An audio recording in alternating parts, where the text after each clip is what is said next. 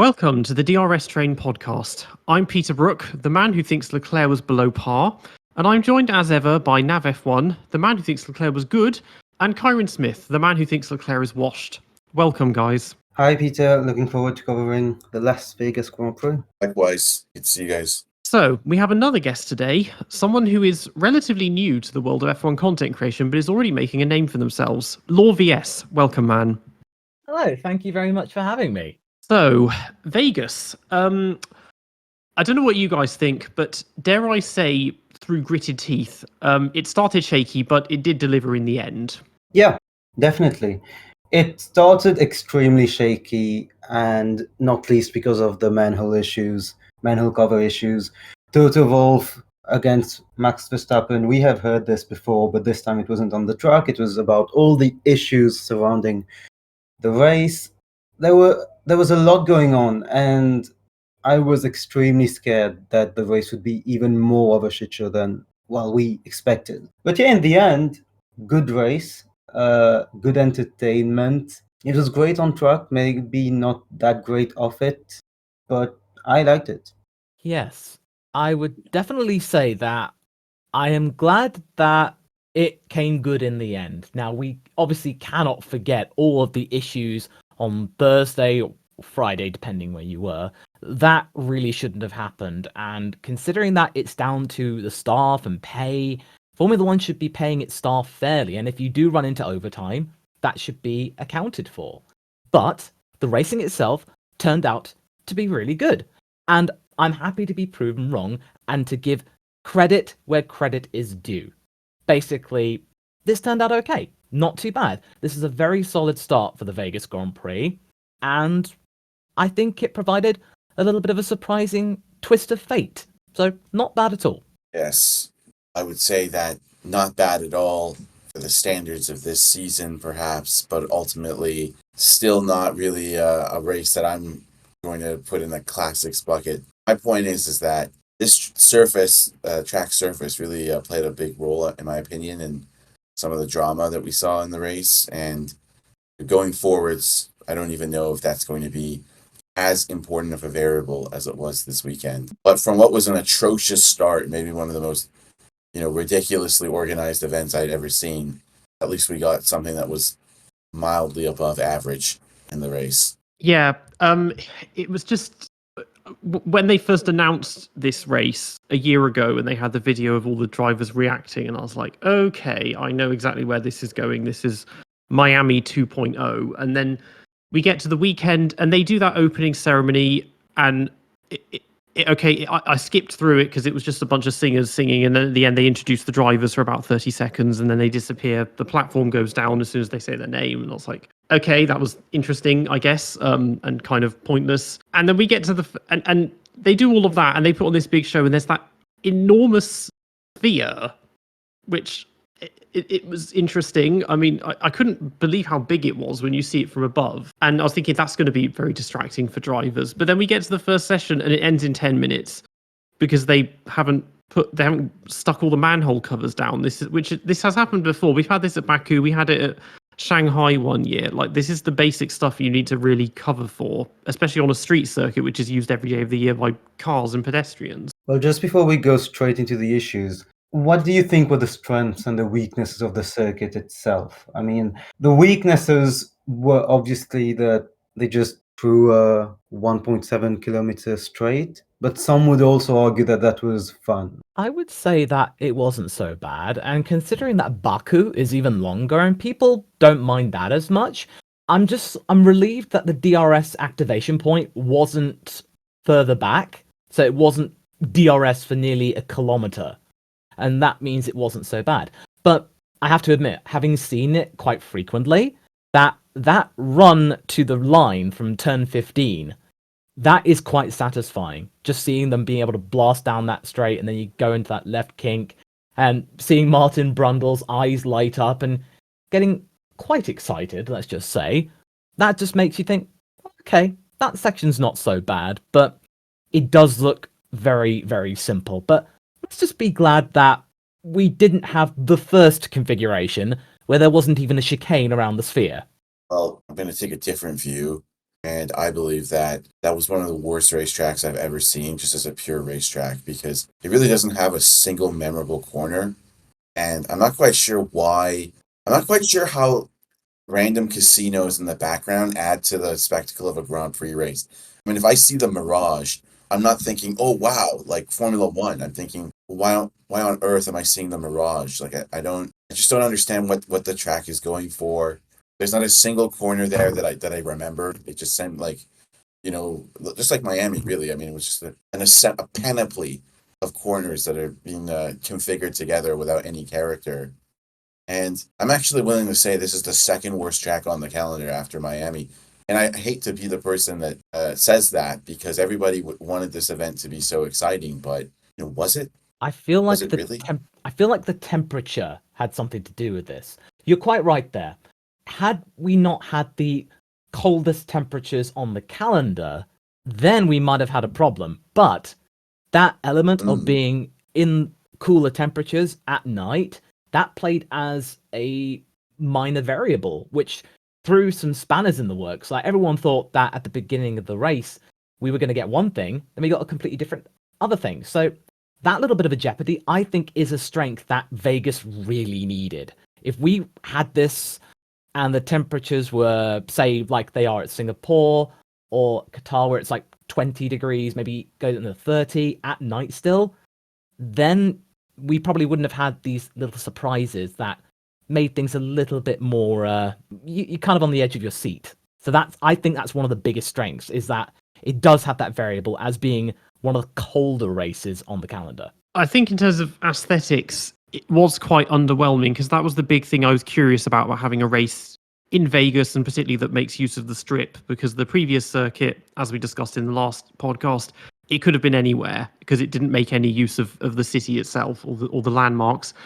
But watching it, I was, particularly at night, I was thinking, this is it looks no different from Singapore. Like, you can't actually see anything. I mean, on the onboards on the straight, you can point out maybe a couple of the hotels or the big billboards and neon lights, and maybe they use those as reference points for braking. Because I was thinking, the straight is so long, you could so easily just forget where to brake, because the cars are redlining for nearly 10 seconds by the end of it.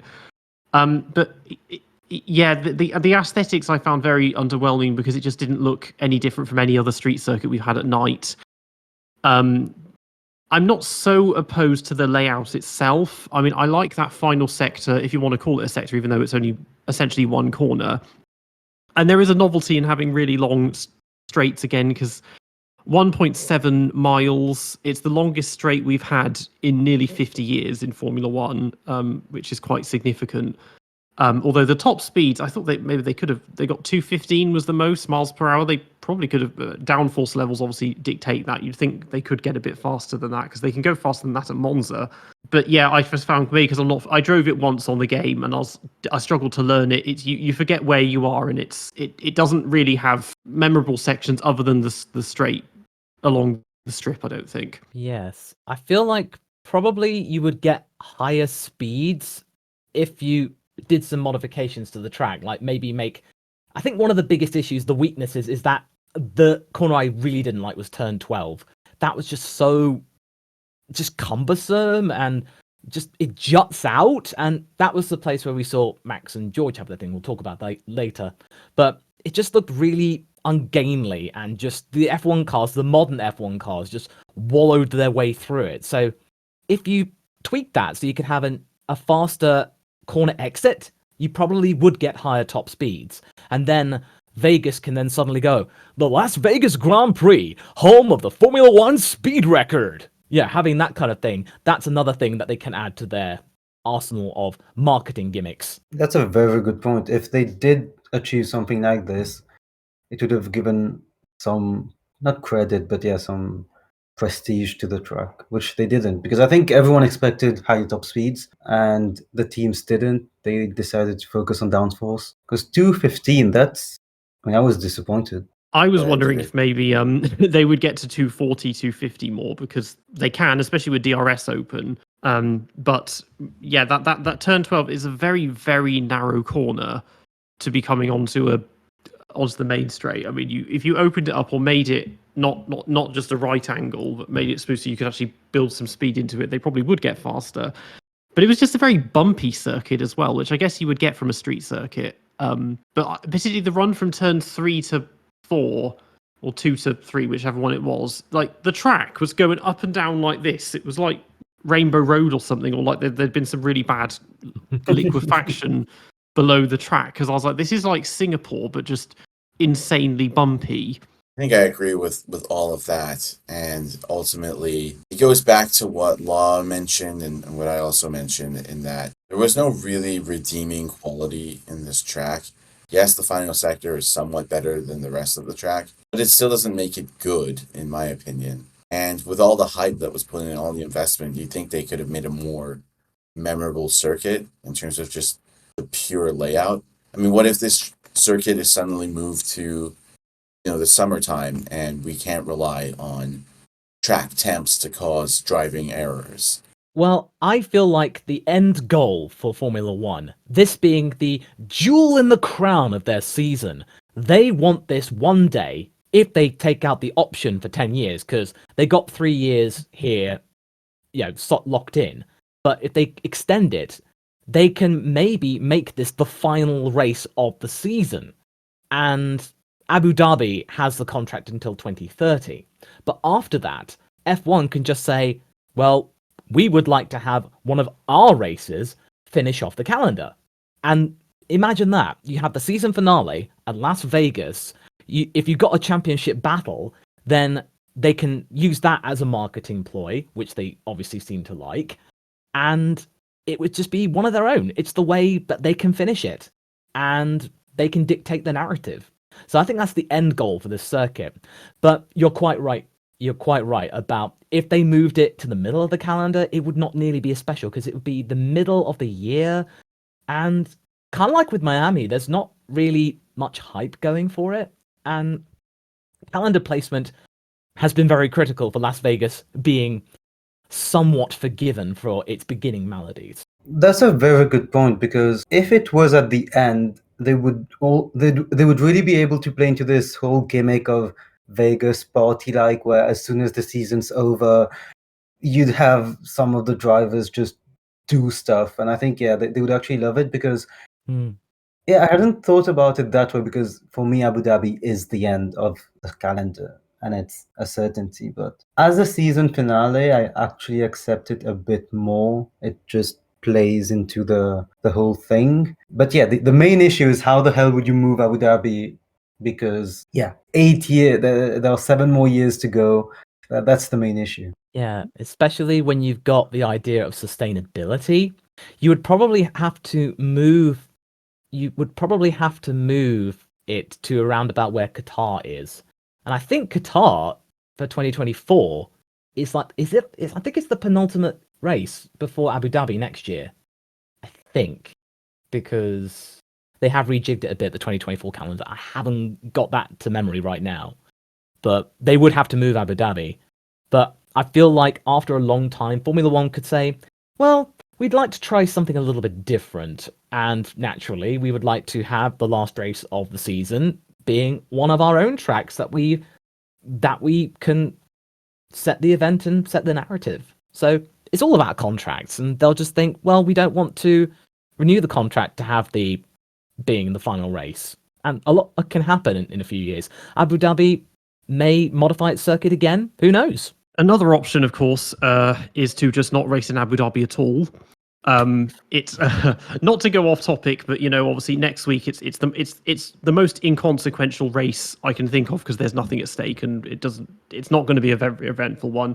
But yeah, as far as I'm concerned, the season finale should always be in Interlagos. That's where it belongs. But Vegas, you could make a case. I mean, if this had been the season finale, I would have been happy with that.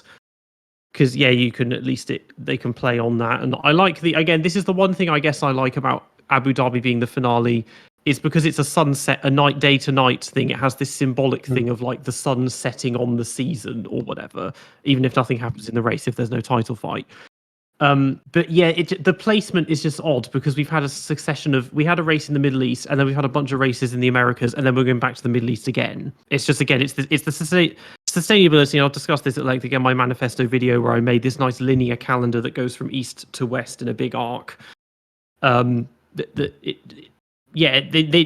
should have been before or after Qatar, not just at the end. Hard to argue I with mean, that. we were talking about modifying circuit layouts. Carlos Sainz, he modified the layout in FP1 by going into a manhole cover, which changed the outlook of the weekend, actually, because if that hadn't happened, I think one of the biggest talking points would have been just brushed over, just how this track has been surfaced very badly for Formula One cars. And Sainz got a penalty, which was, I think, it's very hard to argue against that. Unjustified. It wasn't his fault, and it ruined his weekend. It just makes you wonder, considering that he managed to get himself up to P6, makes you wonder what could have happened if Carlos had been on the front row, because it looked like he did qualify on the front row, but obviously got pushed back to 12th. And it's just a shame, because Leclerc would have probably had a slightly easier time against Max, because Sainz would have been there as the rear gunner to fend off the likes of Max and just have that little buffer. But Charles didn't have that. He was on his own. But you're quite right. This did change the entire scope for Ferrari. And it's obviously really, really clear, because there are... I looked at the onboard camera for Sainz.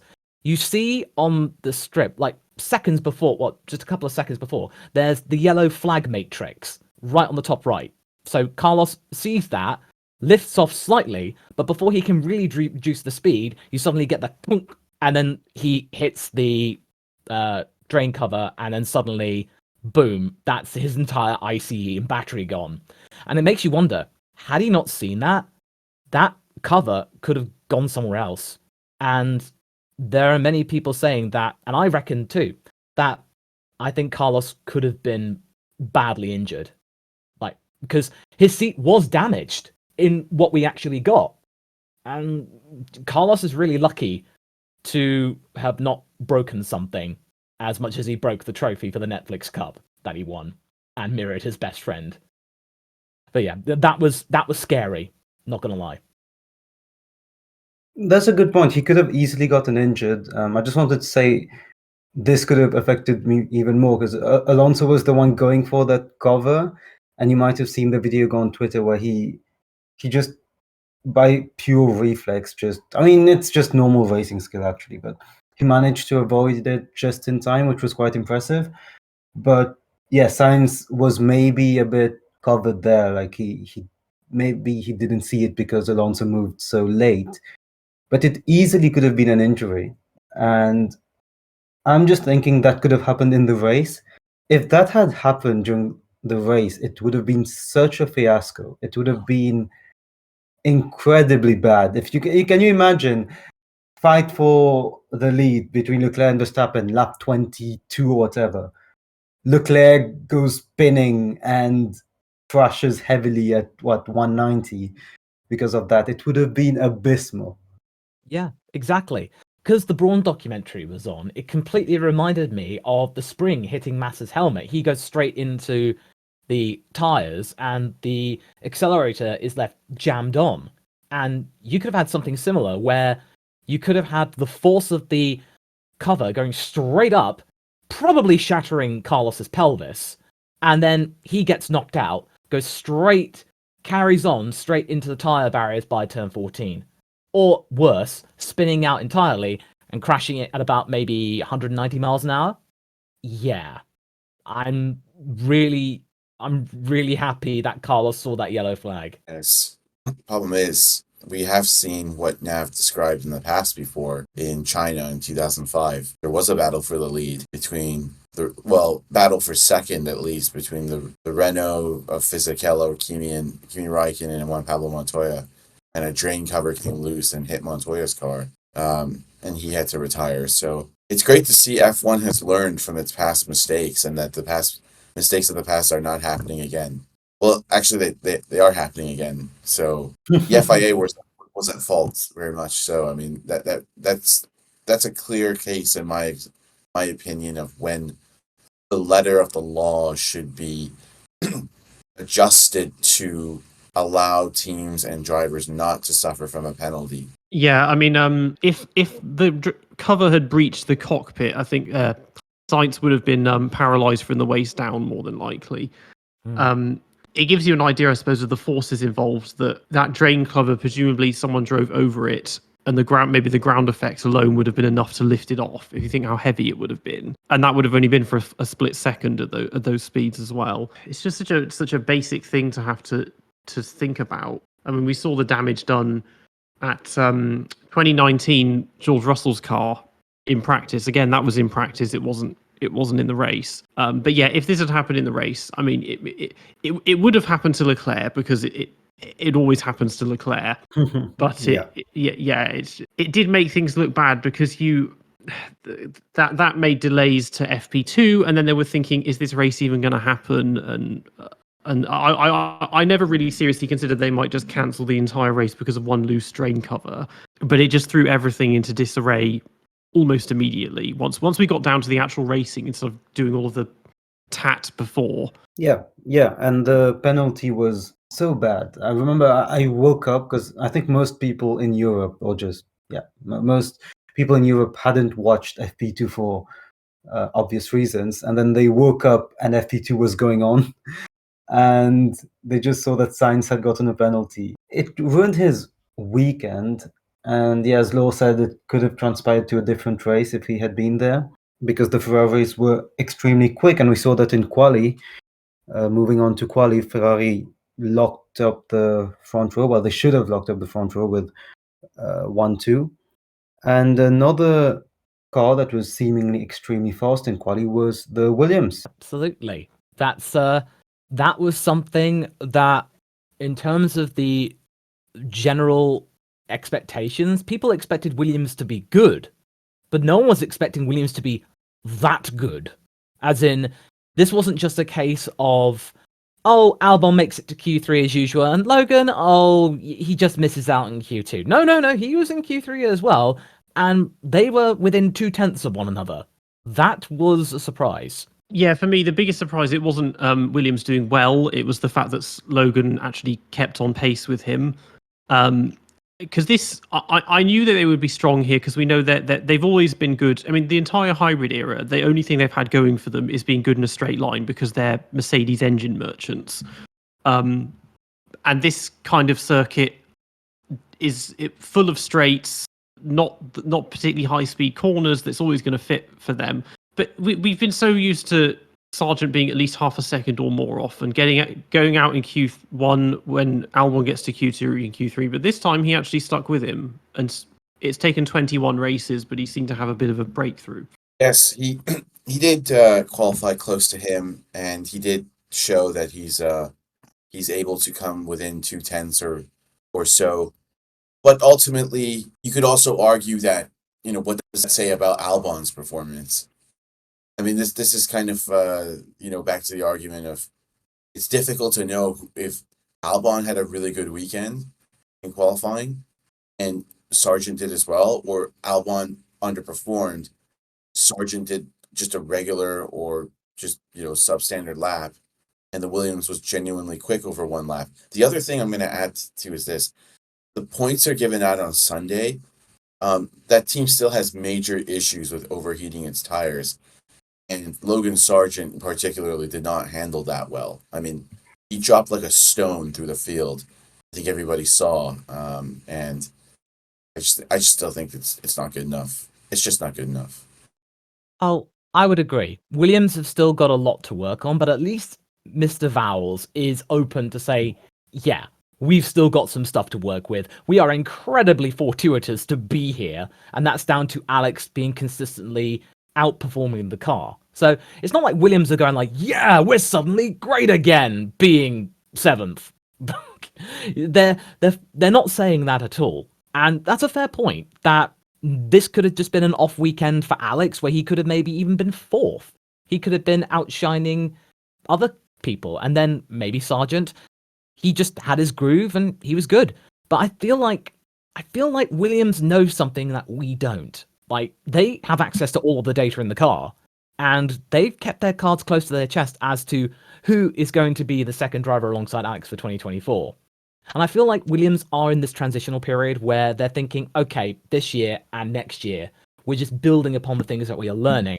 And when Pat Fry's car for 2025 comes in, the first proper car he designed, that's when you'll know if Val's work has truly been effective. But for now, this was something that Logan needed. Just a performance to show that on his day, when the car's working with him, he can be close to Albon within 2/10, which is to be expected. Yeah, I'm starting to enjoy this new Williams because obviously Frank is no longer with us, and Patrick Head is not. I think he came back as a consultant. I can't remember if he's still with them or if he's left again. But their leadership approach was often questionable, particularly when it came to choices of drivers and how they manage them. But James Vowles, he's kind of like the antidote to Helmut Marko, in that he's very supportive of them and he's very sympathetic and the fact that he's openly like this to the media. He's not slagging off the drivers. He's not doing what Christian Horner does, which is like, oh yeah, we love so and so, and they're going to be with us for a very long time, and then the next day they're fired.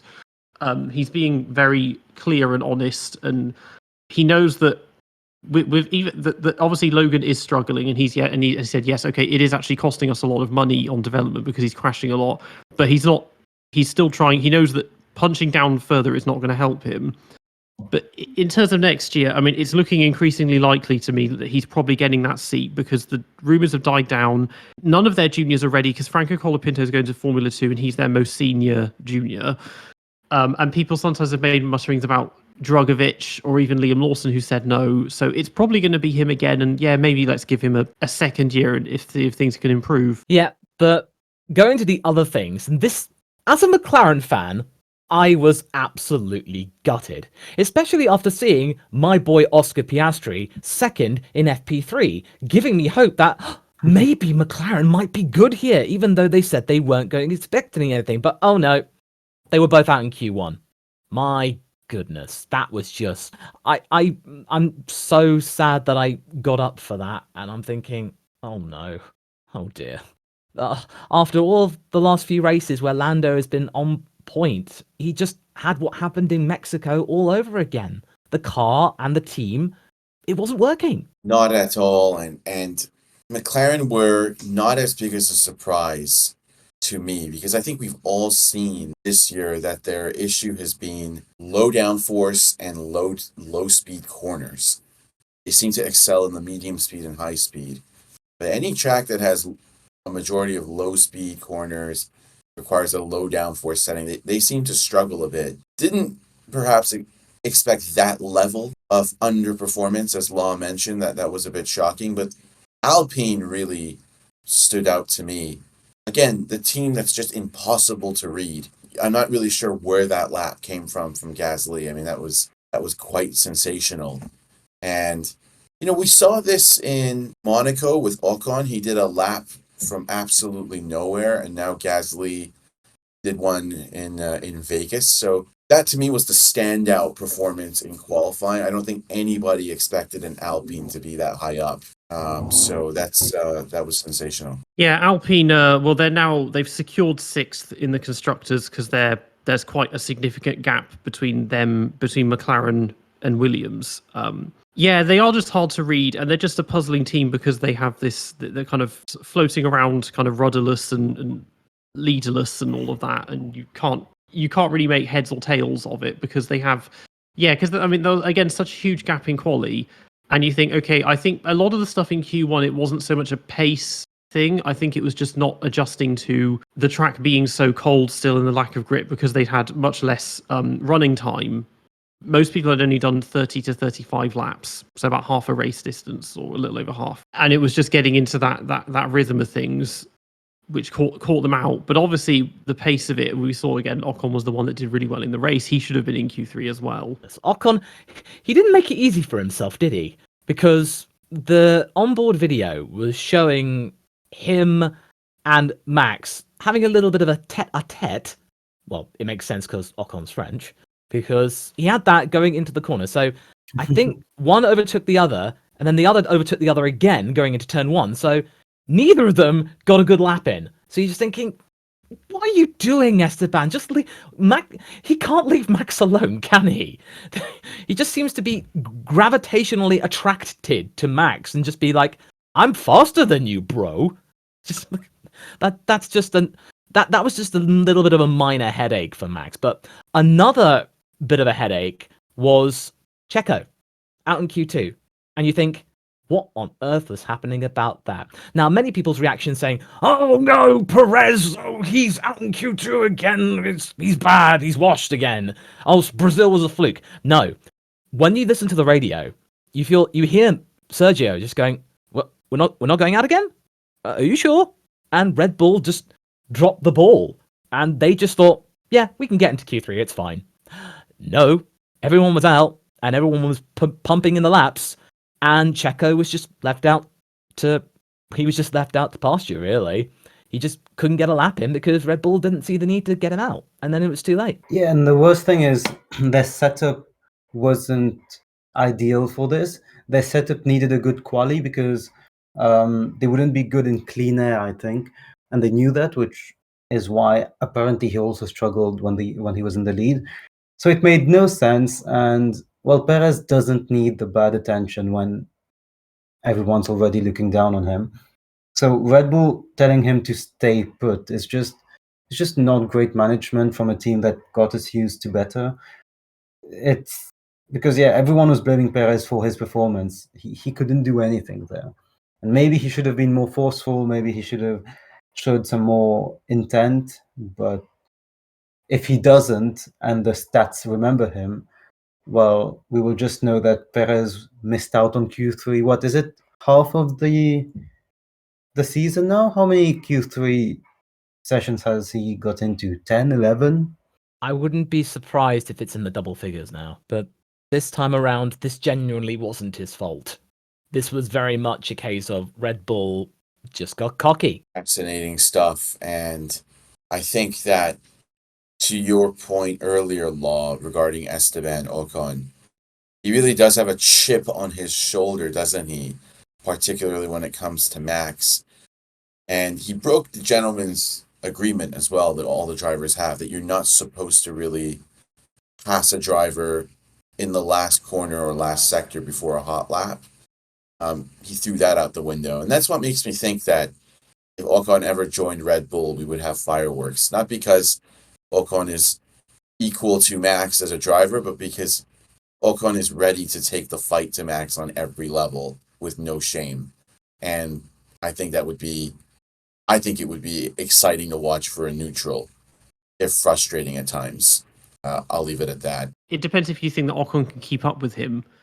Because I'm picturing like Max driving in a straight line and Ocon is, weaving around him, running around, trying to just nag him annoyingly or something, like some kind of midge or whatever, just crashing, trying to do stuff and just crashing on his own usually, or making his own mistakes. Because he would, it's dependent on him being able to keep up on pace. And I don't know how many people, other than say Hamilton or Alonso or anyone realistically could be fast enough just on general race pace to actually challenge him and cause those kind of fireworks.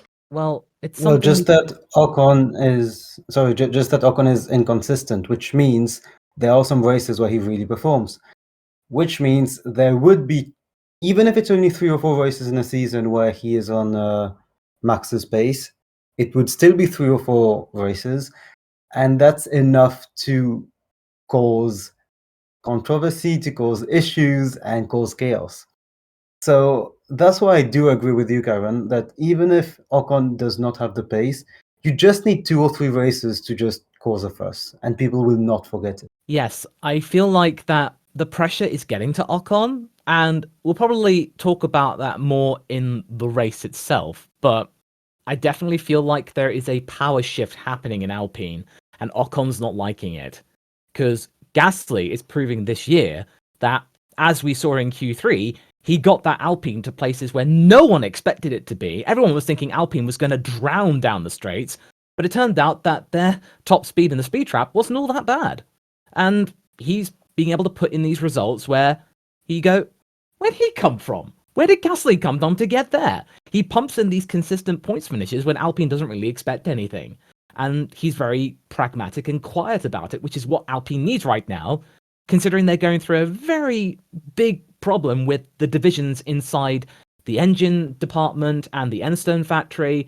They're just divisive, and the new CEO and Bruno Famin, the team principal, they want to stamp that out and unify everyone together. And Pierre, as we've seen in AlphaTauri and Toro Rosso, he's a great unifying force. And I think that's maybe what Alpine needs as a team leader. And Ocon feels a bit threatened, so he just gets a bit more punchy. I'm going to be really interested to see what happens in 2024, because I'm really impressed that they have been both mature enough to not crash on their own.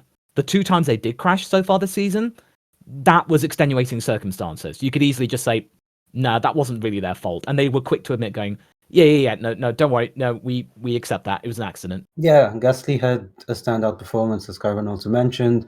Magnussen and Bottas also we need to point out they had very good laps to get into Q3 and then perform there. But yeah, moving on to the race, it was a very interesting start. There was a DNS in the drivers' parade, which is hilarious, which caused an oil spill on the left side of the track, if we think of the driver's point of view. So many drivers were told, yeah, let's maybe avoid that part of the track. And the 2 Spaniards were like, no, this is exactly where we want to go. Both spun.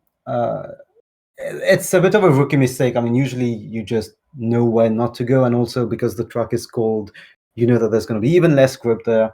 But yeah, both Spaniards just spun, which led to Lance Stroll having Ocon at Hungary 2021 moment, where he just overtakes 10 cars just by keeping the inside line, while everyone is struggling with the 2 Matadors just veering off track. He just went from P19 to P17 to P9. Magnussen also went from, I think, like 10 to 6. And yeah, Alonso and Sainz had completely changed the race at that point. Hugo Stroll. Yeah. And especially considering that, as we were meant to say, that he did have a grid penalty because of a yellow flag infringement.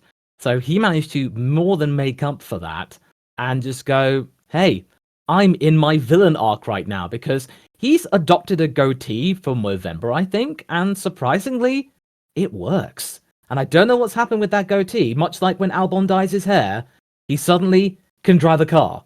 And you think, wow, where was that Lance earlier in the season?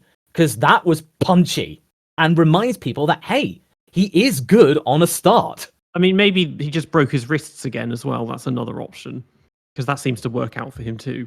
Yeah, that was my first thought. When that happened, it was, someone broke his wrists in Vegas. I saw someone say that he went to the casino and then he didn't give back the money, so he had some mafioso just do something to his hands. Well, a lot of excuses for what was just a good start for him. But I suppose one of the consequences of Alonso spinning was he had contact with Bottas, and he himself had done well because he'd gone into Q3, and then that just kind of put an end to his race, where he probably would have been invisible anyway because that's what he does. But it kind of forced it, because it meant then that with the diffuser damage, he spent the entire race like 30 seconds behind the rest of the field. And I didn't, because him and Joe, I kept not realizing it was them, because of course several teams had special liveries, because of course they did for this race, and theirs was this like black checkered thing, and it just looked like a Mercedes to me, and I kept forgetting it was an Alpha. Yeah, when Alonso and Perez were battling with Joe at some point, I was sure that it was George Russell, but I was like, Russell is not there. So yeah, that Alpha really looked like a Mercedes, but at least it made us think a bit about them, because this race they were nowhere. They're meant to be, they're usually nowhere, at least recently, but this race they were particularly nowhere. Absolutely nothing was going on with them. But Bottas, maybe he could have had a shot at P10 if that wouldn't have happened. It's really hard to predict. Yes, definitely, because you feel like Bottas had a shout in there, because people were commenting on the commentary that Bottas likes slippery circuits. That's why he's quite good in Mexico. And that it was really unfortunate he just fell away there. And yet again, that Alfa Romeo car is not good. it's not terrible, but it's just not great in a race because you just keep forgetting that Zhou and Bottas are even there. And it was really unfortunate for Bottas. I think he could have really been fairly competitive. And maybe if the safety car came around, they might have been able to capitalize and jump the Williams, because they obviously weren't great on their tires. But you really can't get a good read on what the Alpha car even does. Is it good on its tires or is it not? Because you just forget they're there. But I will say about their livery that it was cute. It was a really nice reminder of the first livery we saw when Alfa Romeo took on the naming rights to Sauber, when they had the Hearts and Clover livery for the test, or for a test. And it was a nice little nod, but this time it was playing cards. So I'm thinking, all right, for their penultimate race together, that was nice. But you're right, it did look like a Mercedes from a distance, but just really bad luck from Bottas. But on top of that, he then gets shunted from the back, and you just think, oh god, this is just like, this just reminds me of an F123 lobby, that you hit somebody and somebody rams you up the rear, and then you just think, oh god, is this, oh, you may as well just exit the lobby right now. I'm pretty sure Bottas was just like, why even be here? Couple things, agree with that, but I would say that with Alfa Romeo, these final two races were so important for them because they were still in a battle with Alpha Tauri for that. I believe they're fighting for 8th. It's not looking like a good fight. They're lucky to not. They're in the fight to not be last right now. They're like the Top Gear crew in the brick car thing, going, "We're not bottom." It's like exactly, exactly. That's the problem because they had an awful race. Joe's reverse strategy, starting on hards and going to mediums, did not work because of that early safety car. He just got mobbed at the end of his stints, at the end of the final stint. And I mean, Bottas got into an unfortunate incident. What I didn't understand was after Alonso hit Bottas, why did Bottas drive back into Fernando's front wing? What was that all about? I think it was because Checo bumped into him, because I think Checo got involved somewhere. I'm not quite sure, but I think he literally bumped into the back of Bottas, and that caused the diffuser damage, or it just started this chain reaction, I think. But it was very odd. I was thinking, is that a petulant shunt from Bottas getting angry? That's weird. It looked like the scene in Cars 1, when McQueen is in the chaos, the first race crash, and they're just cars facing each other and smiling at each other. Bottas just looking at Alonso. It was like, why are you there? Why are you facing this way? And yeah, it just ruined their race. There was a Formula E race where a couple of cars, they got locked in, facing each other, and the wheels interlocked, and they're just pulled up by the surface, and there's two guys staring at each other like, what are you doing? Flipping each other off, and what was that kind of thing? It looked kind of like that to me. But obviously that led to the entire race dynamic when Perez had to pit, Alonso had to pit, Sainz had to pit. It looked like the race was over for them, but thanks to was it a VSC? Was it? Yeah, thanks to it was safety car.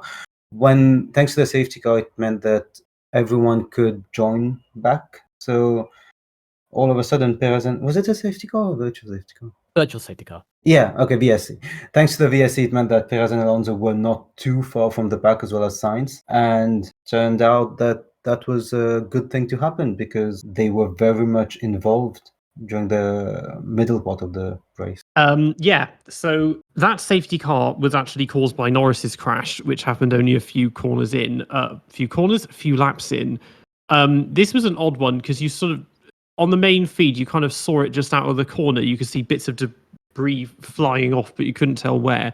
And he basically said that there was a bump on the run to turn 12 that he hit, which basically caused him to spin and go into the wall, and then all the way down the escape road. At first, when I was wondering, does this warrant a safety car at all? Because the car was in the escape road, but obviously there had been debris left on the track and quite a lot of damage. And again, from not watching the race live, I didn't realise there was such a big concern because he had to go to hospital afterwards. Because again, it didn't look like a particularly big impact. But it caught him out, but it only caught him out. That's the interesting thing. He must have gone offline because nobody else had any problems at that corner. Yeah, it definitely felt like a really weird one, but I think this is just something that we're venturing into the unknown here.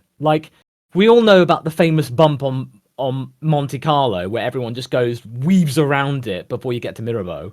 So it's like, did Vegas decide to be, well, we want to be like Monaco too and have a signature bump? But unfortunately, it took out Lando, and it's just like, yeah, no. And then McLaren, to mirror Papa Stroll, was extremely angry about that and demands that that area of the track should be resurfaced. But as you say, nobody saw that coming. It was probably just an offline situation where Lando was probably going for an overtake, because both McLarens, they made up positions too in the start. Not as many, but they at least were closer to 10th. You just feel like this was an odd accident, but I'm glad that Lando was okay.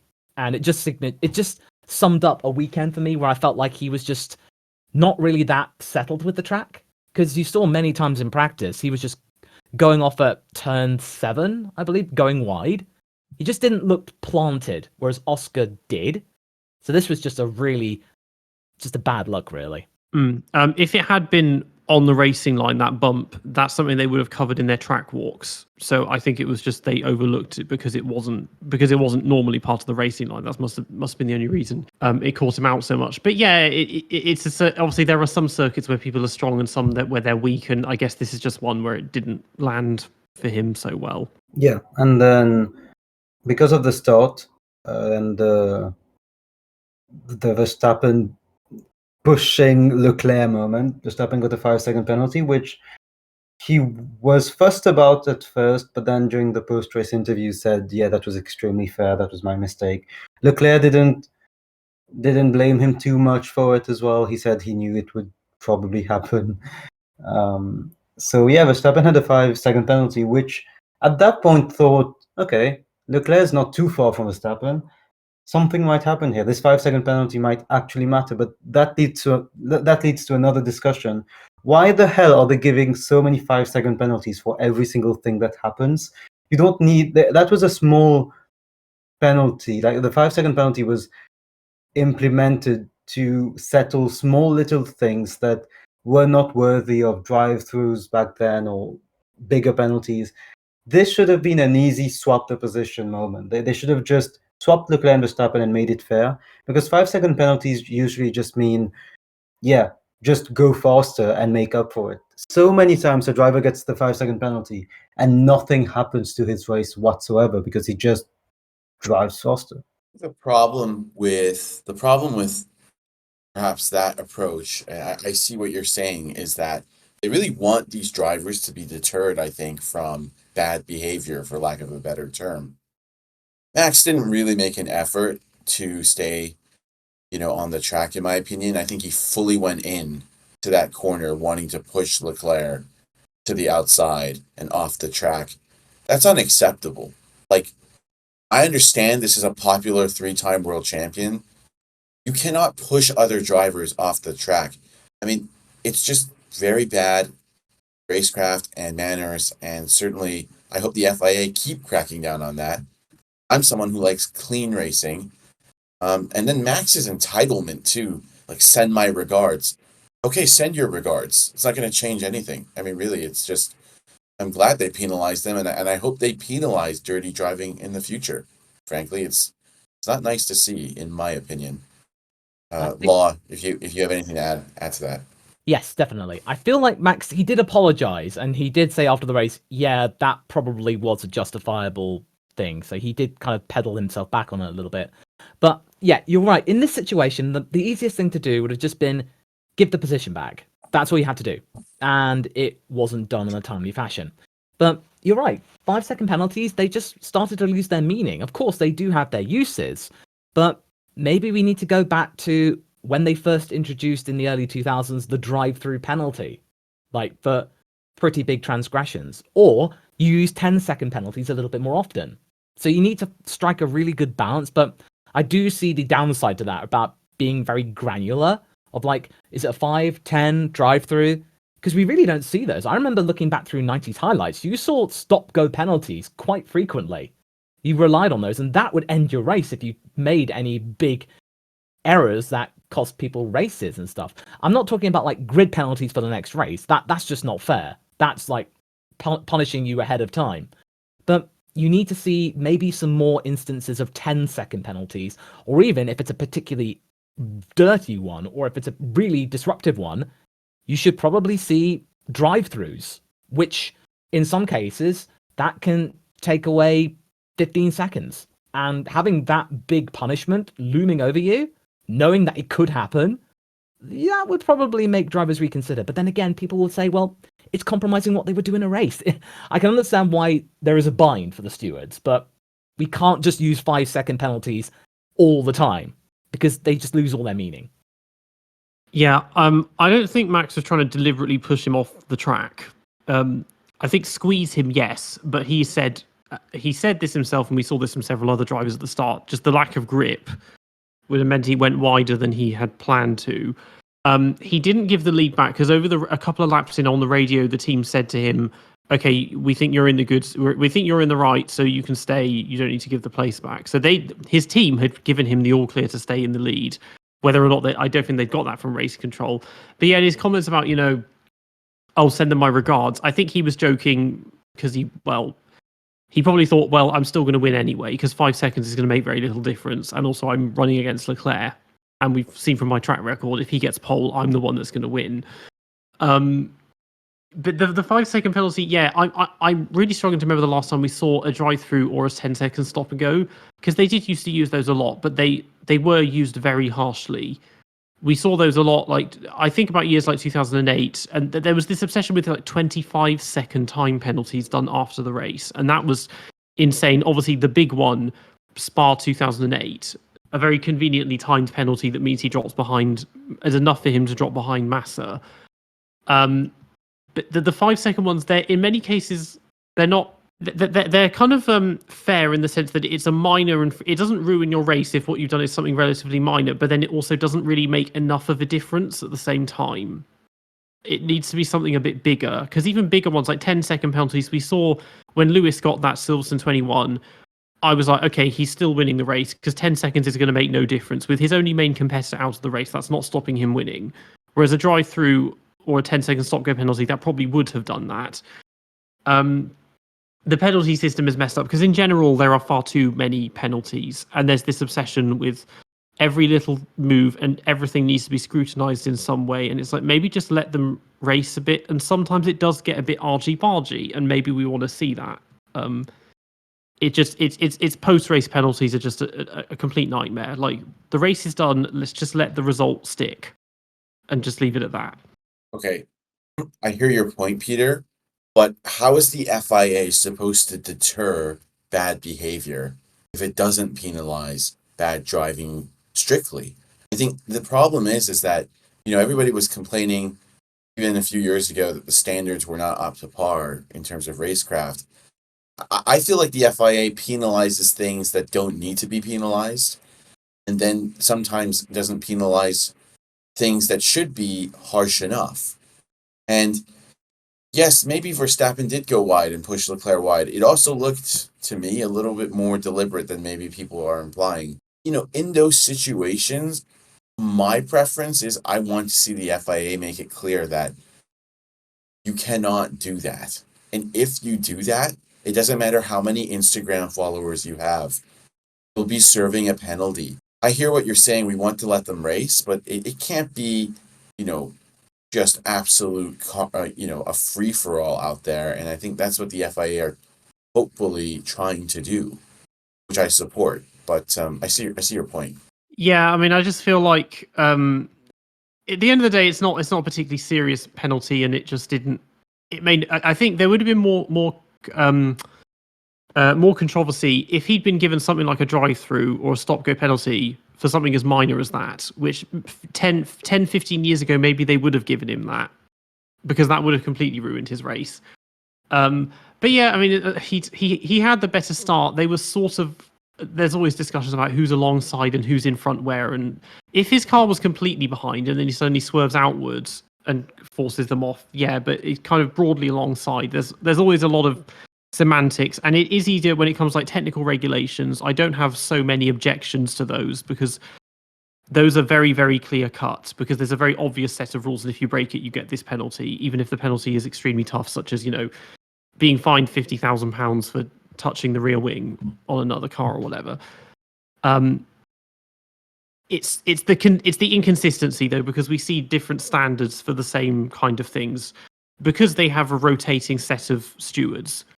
And that's the big issue for me, is the is trying to get better consistency, I think.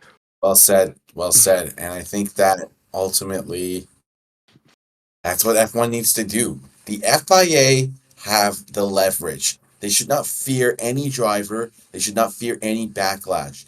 If somebody does something wrong, you penalize them.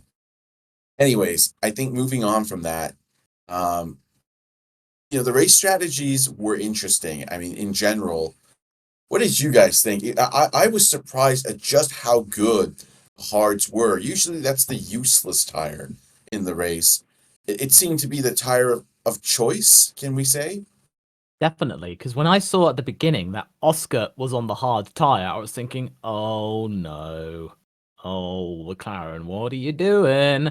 But then it became very clear that, as you said earlier in our chat, that the soft tires were good for qualifying, and we all thought they would be good in the cold conditions, but they dropped like a stone, and the hard tire turned out to be the optimal race tire. And then you just saw Oscar just plowing his way through the grid, and I was just like, good boy, Oscar, good boy. Especially since Lando had been taken out, and you just feel like, oh, there we go. That's going to make McLaren smile. It's so sad seeing Zach Brown sad in America. This was something to be proud of. Yeah, well, the tire strategies impacted the entire race because Stroll, Alonso, Piastri, they all started on hards, and people frowned.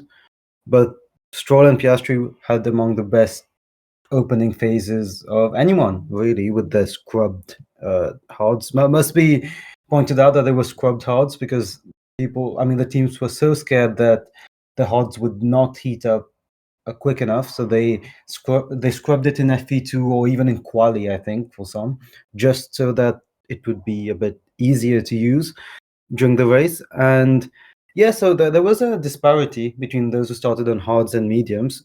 Tsunoda started on softs. That didn't work out. And going on to the middle phase of the race, there were different strategies. Some were pitting for mediums, like Lewis. Lewis pitted for mediums on lap 15, I think, and that just completely unraveled his race because he then had contact with Oscar and had to pit again after a puncture. Yes, well said. And I think that what was interesting about this phase was that those that could coax their mediums and manage the medium tire a little bit more saw dividends paid for them. Case in point, Charles Leclerc.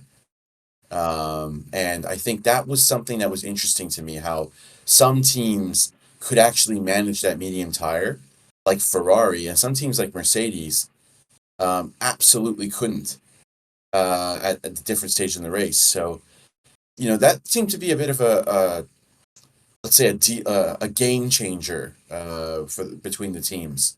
Yeah, putting some numbers on what you said, Russell had to pit after only 14 laps. Ocon and Leclerc. So yeah, Leclerc had the longest stint on mediums from the opening phase of anyone with 20 laps. Ocon as well. He was there for 19 laps. And we saw that meant Ocon had a very good race. It completely changed everything if you could make those mediums work, because Gasly, Albon, Magnussen, Ricciardo, they all had to pit between lap 15 and 16. So when the safety car eventually happened because of Verstappen and Russell having contact, which we also have to mention, it meant that everyone who had already pitted on hards very early on was very badly impacted, whereas if you had made those mediums work a bit more, it at least gave you a chance. So like Leclerc and Ocon. Well said, well said. Quickly, what I'll say is that there were some other incidents as well. I mean, Hamilton made contact with, well, I would say it's a racing incident. Hamilton had a puncture after contact with Piastri, which very much, even after he got hit by Sainz in turn one, it basically really hurt his race, and he somehow still managed to score points. Then there was the other Mercedes getting stuck in with Russell not even seeing Verstappen coming up his inside, and George suffered massive damage, and to be fair, it was mostly his fault. in my opinion. Russell needs to take the blame, which he did for that. He really didn't see Verstappen there or expected him to come up his inside. And of course, that brought out the safety car, which changed the dynamic of the race even further. Yeah, Ankle Socks has done his classic thing of crashing into everyone and then going, "Where's my podium?" Like he thought he could get a podium again. It's like, I don't think that was realistically that wasn't on the cards, but we'll see. Just quickly on that podium call, why did he say in the post-race discussion there was an easy P3? Did he just not know what was going on? Because maybe an easy P4, yeah, sure, but easy P3, he thought that he had the pace to be on par with Perez. Like, what was that about? I have no idea. Basically, when I heard that radio call from Toto, first of all, Toto getting involved, that is saying something, saying, "George, you'll absolutely have to hunt them down." And you just feel like, wait, hang on. He got a 5-second penalty for that, which is the other 5-second penalty of the race, by the way. And you feel like, did you forget that he got it, or did they not tell him?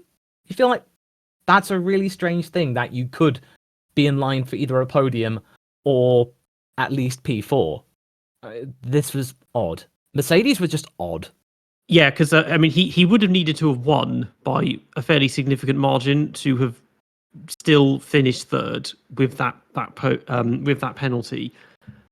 So I think maybe there must have been some miscommunication or something. I hadn't even noticed the penalty. I'd missed that on the broadcast, and then it suddenly came up at the very end of the race. But when I first saw that collision, my first instinct was, okay, that's on Verstappen, because he was trying to go for a move, and of all the corners to pass someone, why would you do it at turn 12 when you've got the longest straight in Formula One that you're about to go on to? Like, that's the last place you want to be passing somebody.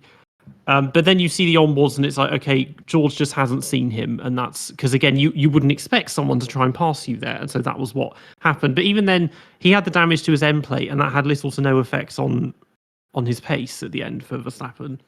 Yeah, and I thought it would have a bigger impact, really. I thought that would mean Verstappen is not in the fight anymore, but it didn't. It didn't, and at least it led to a safety car with loads of action happening. Leclerc blamed the safety car a lot for what happened to his race. He really thinks he had good leverage on Verstappen without the safety car, but the Red Bull spitted, the Aston Martin spitted. Alonso was impacted quite badly because he came out in 12th or 13th, even though he was only, I think, 5 seconds behind Stroll at that point. So Stroll came out in 9th and Alonso came out in 13th behind the Williamses, I think. But Verstappen pitting and coming out only in 5th, and I think he just about came out in front of whoever was in P6 at that point. That was very important because it meant he could actually try to catch Leclerc and Perez. Absolutely. And one thing I'll say is that he pitted some 5 laps before the safety car. So think about it. He pits 5 laps before this pivotal moment in the race. And then he also had a period where he just couldn't get his hard tires up to temperature. I'm not exactly sure why. It was him, if it was the setup, if it was the car, the track. But between that and pitting 5 laps before, that's really where the Red Bulls, were able to eke out a bit of or claw back some of the time, because, Max and Checo were on fresh tires. And that really, I think, in many ways, made what was a race that was probably in Charles Leclerc's to lose. It put him on the back foot a little bit. And it's unlucky in a way, but at the same time, why did it take him so long to switch on the hard tires? You can also point to that and say, had somebody else just been on it right away, that this would have been even closer than it was.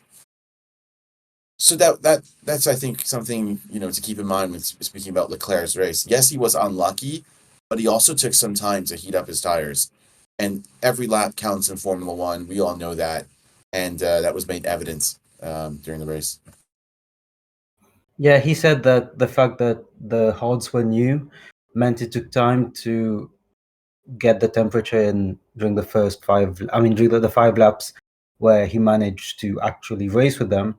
And then being behind the safety car means the temperature drops down again, and getting those hards up to temperature again is really hard. Now, I'm not a driver, so I don't know exactly how those hards work, and how hard it is to make them work. But yeah, Leclerc blamed that a lot on how his race transpired. But still, he was doing a job. He was doing well against Perez, at least. Perez, who had gone from 16th to being in prime position to win the race. Yeah, it was kind of I'd forgotten myself that Perez had started so far down because of how good his pace was, and he was somehow a candidate for the win. When you think even if his pace is matching Verstappen, you can't really expect him to beat him, and obviously he didn't in this case. But with this and with last week as well, you're just thinking, where was this everywhere else in the year? Where was this between Miami and now? Like, we really could have done with this. And there's always the thing, you're only as good as your last race. And it's like, okay, he's starting to redeem himself, but I don't really think it's enough to say, oh, yes, he should be there for another year. I feel like what's very important is that he needs the support. And Helmut Marko has been a little bit more supportive. He's been very glowing of Checo. Now, after all of the bad criticism he has been giving and encouraging people to basically dunk on Perez, you just feel like, is this really genuine, or has somebody had a word with Helmut? Because you feel like you've been nothing but critical and been probably one of the main instigators for why nobody likes Checo anymore and wants him out and put Daniel in. So you feel like, well, something's changed there. And this is the exact thing that Checo needs. He needs that positive reinforcement. He needs validation that he's doing a good job. And that battle he had with Alonso was, I think, a turning point. He raced cleanly, and also not the first time that he and Alonso have battled each other. Malaysia 2012, when they were battling for the lead. So this is not the first time this has happened. But them doing it again and being very mature, keeping it clean and providing good racing, whilst we got the result that we got, it was fascinating because Perez didn't crash. He didn't do what he did in Suzuka against Magnussen, doing that bold move into Dunlop, and just completely just pranging the Haas. This was much better. So you get that good weekend, and you get another one where he's able to do his burn from the stern thing like he did at Sakir, and then suddenly be in contention for the win, even though he had a compromised setup with that really too loaded rear wing. That he was a sitting duck on the straight, but he was able to claw back through in the corners and get a good run with the DRS on the Red Bull, which is amazing. So this was just a really good performance and reminds people that, hey, Checo isn't a bad driver. He just gets rattled very easily. And this is something that he really needs to take into next year. That these good results, now he's got second place. He's made Christian Horner a very happy man. That he's now given Red Bull exactly what they wanted. Their first clean sweep ever. So this will really hold him well into the winter. And if he could just have a tidy race in Abu Dhabi, then he can go into 2024. Good. Don't challenge Max next year. He'll have a better time. I don't see him extending his contract at Red Bull. I think he'll do 2024 and then he'll be gone. I think even he knows it. I don't think he's done enough to justify an extension again, but just enough so that means he can bow out in 2024 gracefully and find another team. Those are a great series of points you made there, Law. I think Helmut Marko has definitely reined in his comments, hasn't he? And I think that probably also has to do with the fact that there were rumors about the new executive management of Red Bull not being particularly fond of the bloke, given that he was Matish's best friend. The new management seemed to not really take to his unorthodox style of, well, whatever he does, really, management or something. So basically, I think Marko likely has been told, to rein in his comments. I think it's telling that Checo has had such positive reinforcement from his bosses in the past 2 races. I think Perez did well after the damage he had on the front wing as well in the race. This is where I differ a little bit, though. You mentioned Malaysia 2012. You mentioned Brazil last weekend, or before Vegas. And now you've mentioned Vegas, Law. And this goes for anyone. What do those 3 races have in common? Perez bottling it in a key moment. At the end of the day, yes, he drove well. But should that Red Bull have been in second, given Charles Leclerc made an unforced error? I think it should have.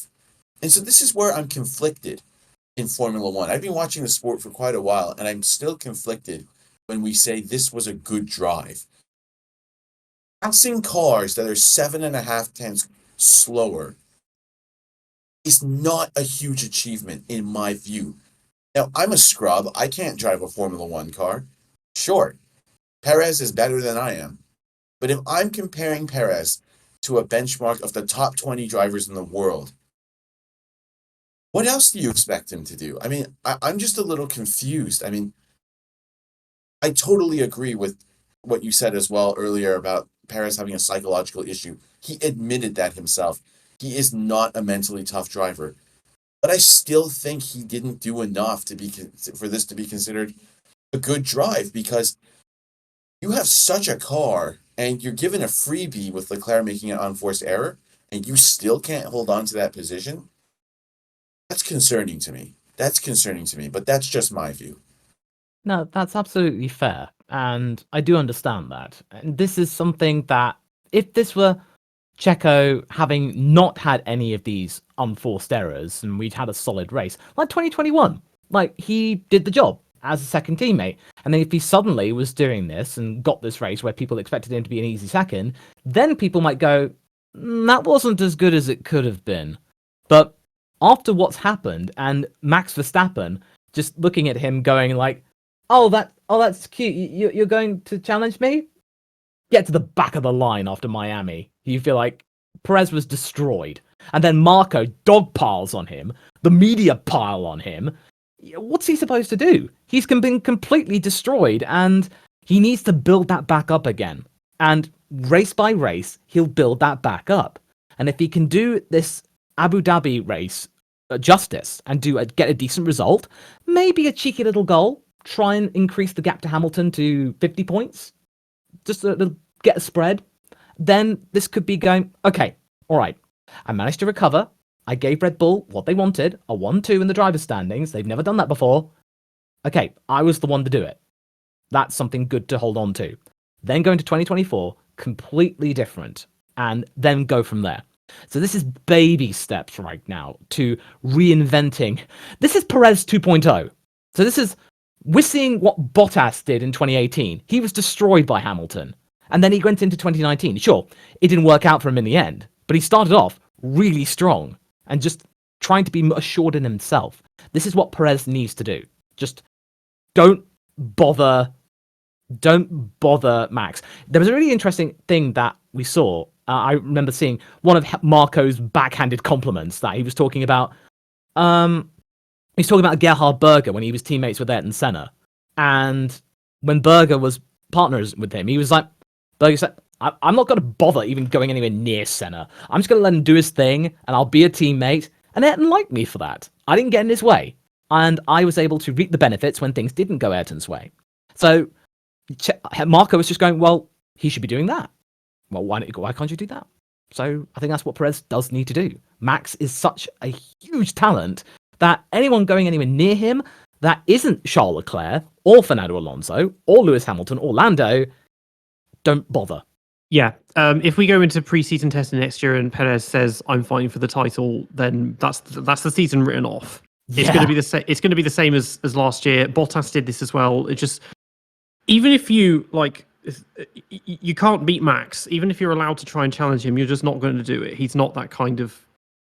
He just isn't the talent that can do it. I would get it if it was someone like Hamilton or Alonso, one of the big ones, saying they were going for it, because okay, yeah, you could expect them to. It's like, no, just just be Barrichello and you'll be fine. Just target second at every race and everything will be fine. Don't start thinking, oh, I have to try and keep up with Max, I have to beat him. It doesn't matter if you're 30 seconds behind him at the end, as long as you're ahead of everyone else, and you should be able to do that in this kind of car. Absolutely. That's exactly what he needs to do. Checo just needs to do what he did in 2021. And that worked. Sure, he was fourth in the championship, but people didn't mind that because he was being the good number two. We got, of course, the phrase, Checo is a legend. He did exactly what he was supposed to do. Then we get 2022 when Perez goes, wait a minute, I think I can do this. And then suddenly it was just like, no, don't even try. So he just needs to back off. He's not going to beat Max. He's one of the, he's 2/3 of the grid won't do it. So just, if he goes into preseason testing, as you said, mate, that if he just goes, oh, I'm just going to run my own title and see what happens. And then you think, okay, that's good. That's good. That's the right mentality to have. Make the most, make hay while the sun shines. Oh, I want to add, I totally agree with everything that was said there. And you know, there's a nickname that, let's say the Twitterverse, as they call it, or the Xverse, whatever you want to call it now, have made for Perez, and it's like Barrichello. You know, they say, oh, check it out, Sergio Barrichello. You know, I find that appalling because Barrichello was a much better driver than Sergio Perez.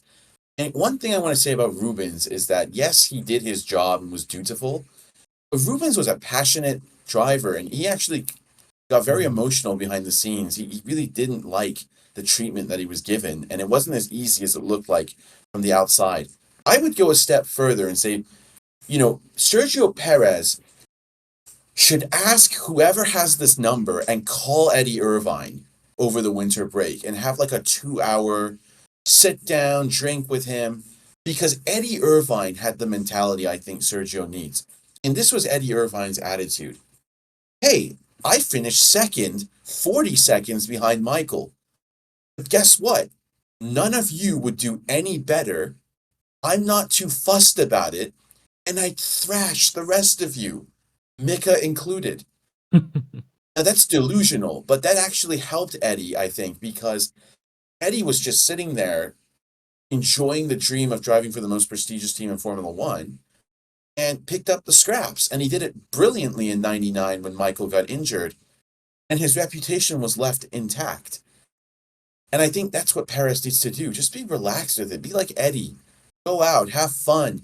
You know, even put in a few one-liners there when someone says, oh, you're 40 seconds behind. And then Eddie used to say, yeah, I'd like to see you do better. You know, and David Coulthard would have no words, you know, after those two would go at it all the time. So I think that's what Perez needs to do. He needs a mindset shift, and it touches on all the points all three of you made earlier. So I agree with that. Let's hope Perez doesn't come in next season saying, I'm going to win this title. He won't. Definitely. And one thing to take into account here is that as one set of team orders shifts towards a more relevant paradigm for Red Bull, this is something that we need to also talk about. Alpine. Now, Alpine, they're in a no man's land right now, but Gasly and Ocon. Now, many people are going to be thinking, oh, Gasly fell down and he didn't score. Well, he had a battery issue. We have to remember, like, for the last few races, the Alpine's been pretty sturdy. It's not really had reliability issues, or as much. You got, oh, right, the A523 is the least reliable car on the grid. I forgot.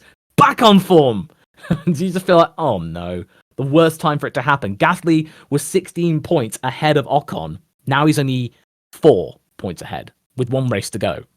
Can you imagine what it's going to be like at Abu Dhabi if they are close? That flashpoint, it could happen. But here, he was Ocon got past Gasly, but he didn't do it in a very nice way or in a very in a suitable position, because he did it going into sector 1. Pierre then got him back, and then he just went right past. Let's just say he could have done it in a tidier manner. Well, French TV has been talking a lot about this, and just French media, and how Gasly and Ocon at the moment, they have a very professional relationship. If some of you believe that with the Alpine challenges, which are actually quite fun, I must say, usually I hate those challenges, but the Alpine ones are fun. But anyway, if you think that those Alpine food challenges or whatever, mean that they have become friends. No, they have a strictly professional relationship, and fair enough, they are managing to keep it very professional. But do not think that these two have become friends. They still have a lot of issues from before. Those haven't been resolved. I think their families are still not allowed to go to a race at the same time. That was in the contract at the start of the year. I don't think that has changed. And Ocon has been affected a lot by what he calls his bad luck. And yes, he has had, I think, his fair share of bad luck this season with reliability, as you said, Law. But he has been affected a lot by how Gasly has stormed in and taken over. I think that the Alpine staff tends to like Gasly a lot because I don't know if it was you, Law, who mentioned it, or Kevin, but he is very conventional. He is liked by everyone. Ocon, we know that he is very much hated at the moment by the community. Gasly, he is loved, and Alpine needs that. So Ocon has been affected by both the fans not liking him, maybe the staff not being as fond of him as before. He thought he was the Alpine driver. He was the consistent driver between the Ricciardo era, Abitbull era, the Alonso era with Rossi and Butkowski, and now the new one. Now, he thought he was the man. And as Ciaron will always say, Ocon thinks he is the man always. Since he joined F1, for him, he needs that confidence. It has affected him so much to see Gasly be this good. And the overtakes yesterday, there was that same je ne sais quoi in the overtakes, where you would use to see this with Alonso. There's a bit more fight, it's a bit more pungent. And when he was fighting with Gasly, there was just that little bit more of sharp turning, a bit more of aggressivity that he doesn't have with other drivers. So yeah, this dynamic going into Abu Dhabi is going to be fascinating because I can see them qualifying quite closely, maybe P8 and P10, and it's going to be mad. It will. And I think the problem here is that Ocon knows that it looks bad if he loses to Gasly year one. You know, we all expected Ocon to have a bigger advantage than this. Even, you know, given the fact people thought he was lucky to beat Alonso last year, I expected more. He does show that in certain races, he can do things like manage his tires very well. I mean, Gasly dropped off a cliff. His pace disappeared after he put on the hard tires. So, you know, Esteban has the momentum, and I agree with you, Nav. If these two are close together in Abu Dhabi, I think all bets are off. I really think Ocon will go for it.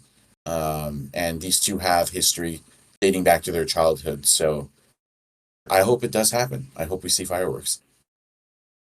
And adding on to that, Ocon, I think he saw that last year Tsunoda was closer than Gasly than many expected. There were maybe a lot of reasons behind that, but that was another reason why many expected Ocon to be quicker than Gasly this season, because Gasly wasn't that great in 2022. And now, after Alonso, most people recognize that Alonso was faster than Ocon in 2022 by quite some margin in some races. Gasly showing him that he is faster as well. His old rival from karting days, his old mate turned enemy. It could turn very sour. This year was, as I said, professional. Going into 2024, if Gasly finishes above Ocon in the standings, 2024 is going to be entertaining again for Alpine. It was a minor miracle that so far, as we talked about earlier, that they haven't crashed on their own, that they've kept it professional. And you're absolutely right. They are not friends. They've been very professional, and Gasly hasn't risen to the bait that Ocon has had. Yeah, they did crash in Australia, of course, but that was excused. They quickly diffused that situation because it was a mad restart. Everything was going off. It was crazy. So it was something that the team and they were quick to just say, no. That was just we didn't mean to. They quickly stopped the fire spreading on that one. But it did happen. And Hungary, that happened. But again, there was a case of Bottas giving Zhou a very important lesson. As I now, instead of Bottas bowling, I would like to call it Zhouling. So it's a nice little spot of Zhouling. Strike out the Alpines right there. And you just feel like, well, that was just bad luck. But Alpine do have, in the Destructors Championship, the biggest total almost second to Williams or something in terms of damages. And you just feel like something is going to happen that we are going to see in a proper battle, not just a incident at a restart or a start. That is unfortunate. A proper battle. That overtake that Gasly was trying to defy Ocon before he then relented. That was thinking, yo, that's not going to go well. Okay. They kept it clean. And Gasly fell away, not just from the hard tyres, but he had a battery issue, which on a track where you've got the strip, it's kind of a big deal if you don't have the battery. What amazes me is that Alpine had told Ocon to stay put behind Gasly. So if Ocon hadn't had that tour de force at that moment, Ocon was meant to just wait behind? How many laps would that have lasted? Like, did Alpine not know that Gasly had a battery issue? Because Ocon could have lost a lot of time if he complied with the team orders there. It was such a good decision from him to just be like, no, I'm not listening to this. Which is fair. Yeah, on that instinctive, that's fair enough. He did make the call, but it could have been done at a less risky place on the track. So that's fair. Yeah. It was the right call at the time. Credit where credit is due.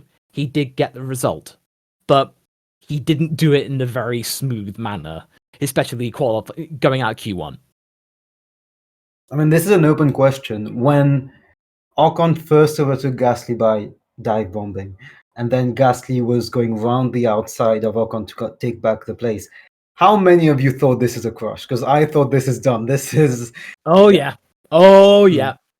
I did wince. Yeah, I mean, it wouldn't be the first time. It's just obviously of the two, Ocon is the more destructive. I think that goes without saying. But they share a lot in common. Frenchmen both have won a race that they really shouldn't have won, but got very lucky to do so. But the thing about Gasly beating Ocon is that it's easy to look at 2019 and say how bad it was for Gasly, but then as soon as he goes back into Toro Rosso, he comes alive again, and he was supreme with them for the next couple of years. And Ocon was good at racing points. Certainly, him and Perez kind of there or thereabouts. But again, lots of collisions between those two. You just feel like with Ocon, it's just everything is a struggle. It's like he's trying to prove himself all the time and just not breaking through. And that maybe that's just how he is as a driver, or maybe it's partly again this whole thing of jealousy that Max kind of jumped him in so much in the junior Formula, and he's someone who comes from a working class family and had to work really hard in the way that other drivers didn't have to. And maybe that just sticks with him. Also, you forget he had a year out of the sport. He wasn't there in 2019 and was very lucky to come back. So maybe he does just feel like his career is always on a knife edge. Yeah. And Ocon did make that call, and it worked out. He just stormed through the field with his strategy, and moving on to that final phase, just in front of Ocon, this fight between the Red Bulls and Leclerc was really, really ramping up. I was scared of a crush because I have come to be scared of crushes at the lead now. But Verstappen took the lead, and it seemed so sad for Perez. I know that, especially Kevin doesn't like getting emotional for Perez, but the fact he was finally in the lead makes a mistake that I think is an error of judgment of not knowing how fast Leclerc was. And then Verstappen just takes both of them. It was such a moment of Verstappen being like, okay, you guys had fun, nice. Give me back my P1, then you guys can have fun for P2. It was such a big brother moment of, let me just take the lead real quick. And you guys enjoy having your squabble for 18 points. I remember the days of Alpha Max Nova doing his meme reviews of the races, and when I think Lando was the fastest at Kota, and it was just the text to speech, "I am now become speed, destroyer of worlds," and then everyone goes, "Lamau no." It was just a case of Verstappen going, "Lamau no." It's just like, no, this is my race to have. I may have been complaining about this race up until now, but I'm gonna race now, and you just feel like I would have been feeling really sad for. I feel really sad for Perez, but again, he's got to rethink his mentality. That okay, in a straight up race, he's not going to win against Max, but he has to take the positives. He came back from near the bottom, whereas Max has been up the top the whole time. He got to within winning. There are so many positives for him to take from this race that so long as he can just stay on the podium after what he's had, after missing out on the podium before, this is a step up from the previous race. And it's constant improvement. So yeah, it's unfortunate. It's really unlucky. But with that rear wing, it was the wrong setup. It was just not going to work. And that's why Leclerc could get the toe on him. And that's why Verstappen could get him, because he didn't have the straight line speed.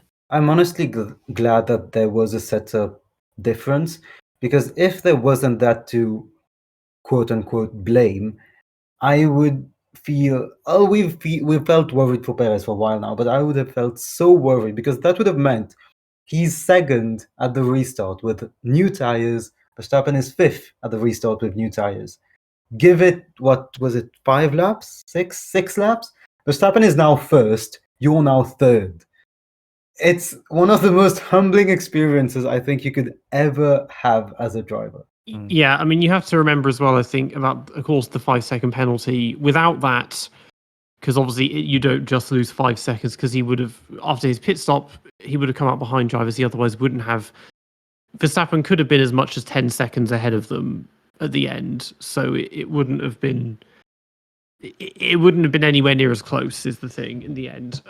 Particularly for the people convinced that Leclerc could have won this. As on pace, I don't think that was the case, even if you want to throw in the unlucky strategy and the safety car in that. But was it was Verstappen Leclerc, where one of them, I think Leclerc, he braked and then stopped braking and then braked again, so he suddenly falls behind and then moves forward and then falls back again in the corner. And that puzzled me, because I thought one of them was, they missed their braking, or like I do in the game, you brake early and realize, oh, actually, I'll lift off and brake again because I've done this too early. But that was puzzling, because I thought there was going to be a collision there. That is something to consider. And then we got to say, this is one of my personal highlights from the race, was going back to McLaren, Oscar giving them some kind of hope. That because we all forgot that Oscar started on the hard tyres, he's going to have to go and stop, because we're thinking that, well, is he going to go on the softs perhaps? Or like, oh no, he's up for a podium, and oh, he's going to have to pit, and then he's going to fall down the order. But he made that call and he went onto the medium tyres. And I think the McLarens were at one point, I remember seeing a stat on the world feed that Norris in the McLaren had the second fastest lap time on the medium tyres, which means that there was pace in that McLaren, but they just couldn't extract it at the right time. So he comes in with 7 laps to go and just puts on these new mediums, or scrub medium. Well, I think they were new mediums, and then suddenly go for it. And we just saw that charge just once again. Oscar making some of the most overtakes in the entire race, and that's amazing. That's amazing for a guy who's been relatively anonymous the last couple of races, and just completely burning himself out after Qatar, still having problems with tyre management, and he got a good result, considering where they were. And that can be not said for the likes of Hulkenberg, because he decided, I don't like the new spec car, I'm going to go back to the old one. But in hindsight, it's turned out that Magnussen maybe had the faster car after all, that it might have been a good idea to just stick with the new spec car. But that's not really not saying much, because that's a Haas. It's their one upgrade package for the season, and they blew it. So I really don't have much sympathy for them. It didn't work out.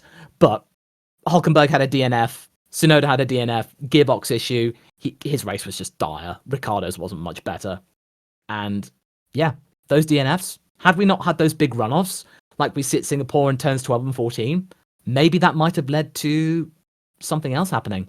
I think I'm just thinking about this, and I think what you said was really interesting about Oscar, and I'm still trying to slowly work through this because that car and Oscar, you're right, could have fought for a seriously good position if it wasn't for the puncture and having to make an additional stop.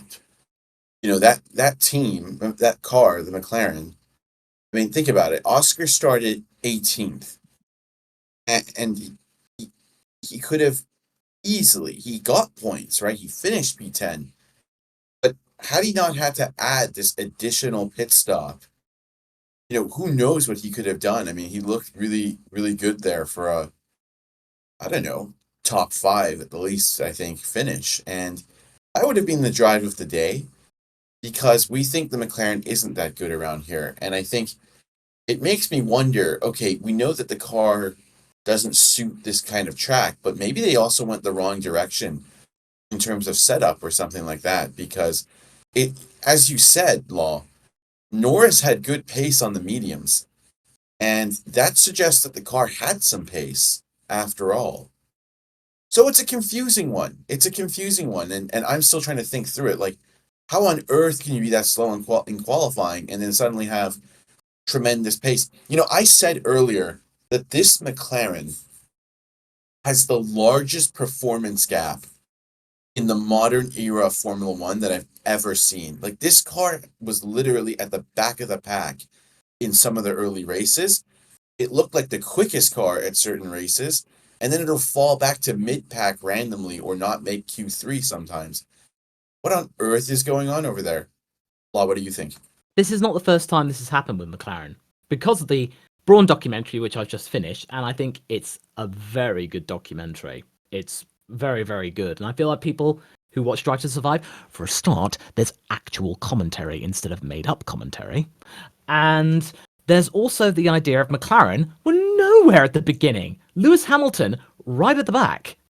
And you just feel like this is something I've seen before. Because by the time you get to the end of the season of 2009, McLaren are right up there. They're winning races. Sure, they're not winning races right now because it's practically impossible to win races with Max and Red Bull around. But they're up there. Consistent podiums, second places. They've done this before. They get the regulations completely wrong, but they know what to do to fix it. So this is something that we're just seeing this again. And people who have just come into Formula One, they'll be thinking, how did McLaren get this so strong? And you think, well, it's happened before. McLaren can adapt quickly, and we've seen that again. One thing I'll say, Law, is that we know they have done that. I mean, 09, like you said, is a classic example. 2004, the MP419, the MP419B, huge jump. They did this in other years as well. We don't need to go back in every single year. What I'm really confused about is that there just seems to be a glaring weakness in this car because they went from being at the back to being at the front and then dropped back again and then didn't make it out of Q3. It's just that it's all over the show. It's not that they had it's not like they went from being the slowest to the quickest and they've stayed there. They're just jumping in and out of different sections. I mean, again, like they didn't come out of Q1. I mean, that's just so odd to me. It's like, how can you go from the slowest at the beginning of the season to being the joint quickest car at some races? Now you're back to not even making it out of Q1. Yes, we know the car doesn't suit this kind of track, but that kind of, it's like a fluctuating performance. It isn't just a consistent trend or increase in performance. And that's what's confusing me, that something in that team still isn't right operationally, in my view, but they'll get there. And I agree with all your points as well, Law. Nav, what do you think? I was just going to say it was interesting in the post-quali comments that Lando was just not happy and not happy. He was just like, yeah, there was no pace. But Oscar actually looked like there was like he was disappointed, like he thought he could have made Q3. So I'm not too sure what was going on there, because usually you would expect the opposite, the rookie to just be fine with it, and then the experienced one to complain. Oscar was 4th on average pace yesterday.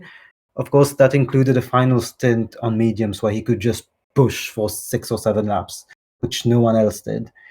But there was some solid pace there, and as Law mentioned earlier, I just think Lando was never really on it as well this weekend. So maybe there was a bit more in that McLaren this weekend, because Oscar looked like he was disappointed all along. I'm not sure what you think about that. I definitely think that MCL60, it's a flawed car, but they have done wonders to get it back up to a point where in Brazil, arguably it was the fastest car. The fastest combination, that's another matter. Max and Red Bull were still quicker, but the car, just the car itself, the fastest, but not by much. But that's a big deal to go from the 9th fastest car to the fastest in a particular race. So the MCL60 has managed to do itself some justice and not be the turkey that, say, for example, the MP430 was, or the MCL32. So you feel like this is good. This is something that they can build upon. And McLaren have been developing the next car, the MCL37, since July, since Silverstone, which I probably think that they got to Silverstone, they saw that result, and went, okay, we got a good angle. Let's develop this car for next year from here. This is a good baseline. So this is something I'm really excited to see. Oscar has proven himself to be an absolutely brilliant driver and gave us a really nice something to look at the end of the race, because it was quite clear that Verstappen was going to win it again. Charles and Checo were at it, but in the back, there's Oscar clawing his way through, getting past Gasly, people thinking, oh no, he's not going to get any points. He was on the podium and that. Wait a minute, he might just get points. Oh god, he's got the fastest lap. What? Whoa, nice. This is like, bravo, Oscar. And I'm once again going, good boy. This is exactly what you need to do. I think, yeah. I mean, at the end when he was gaining, I expected him to finish in the points because obviously fresher tires and all of that. The commentators were saying, oh, he could challenge like Hamilton and Alonso. It's like, I don't think he's going to be quite fast enough for that. He would have had to have been like 2 to 3 seconds a lap faster. But yeah, because when he left the pits, he got passed immediately by Albon, and so I think that held him up a bit. But even so, it was quite an effort to gain that many positions in that shorter time. It has the variability of the speed. The one thing we have to remember about this year is how small the field spread is. We're seeing leaps and drops in performance that you wouldn't see in any other season. So, for example, go back 10 years. If Checo was Webber, we'd be seeing him qualify 7th or 8th rather than like 13th or 14th with those kind of gaps. And McLaren would be in a position where they're starting out like Williams 2012, but then kind of lower Q2, but then breaking into sort of mid Q3. And obviously there's that win from Maldonado. It would have been so not quite so extreme. And I think this is what's making it, is because there's often less than 2 seconds, sometimes just 1 second in it, in qualifying between every driver, that it's on a knife edge if you have drop-offs in performance. Absolutely. I think that's a good point. You have to get it right, otherwise you're going to pay the price. One thing Law said that brought back PTSD for me as a McLaren fan was that McLaren have started to work on their car early. And so thus, we should be excited. And I remember these words being said 20 years ago in the 2003 season. We're saying, don't worry, lads. Kimi almost won it this year. We're going to start the car for 2004, in 2003. We've already got half the development done. And the 2004 car was just so bad. It really did make me sad, just thinking, how is that possible? Oh, you mean the MP418? So yeah, that one. Well, the MP418 never raced, but the MP419 that came out in 2004. Because remember what happened was that McLaren started 2003 with the 2002 car. And they said, with an updated version of it, and they said, we're going to release our real car mid-season. That MP418 never raced. But they said we are basically transferring all the development of that into the 2004 car, which was the MP419. That was a disaster. That was such a bad car. I think it exploded at almost every race.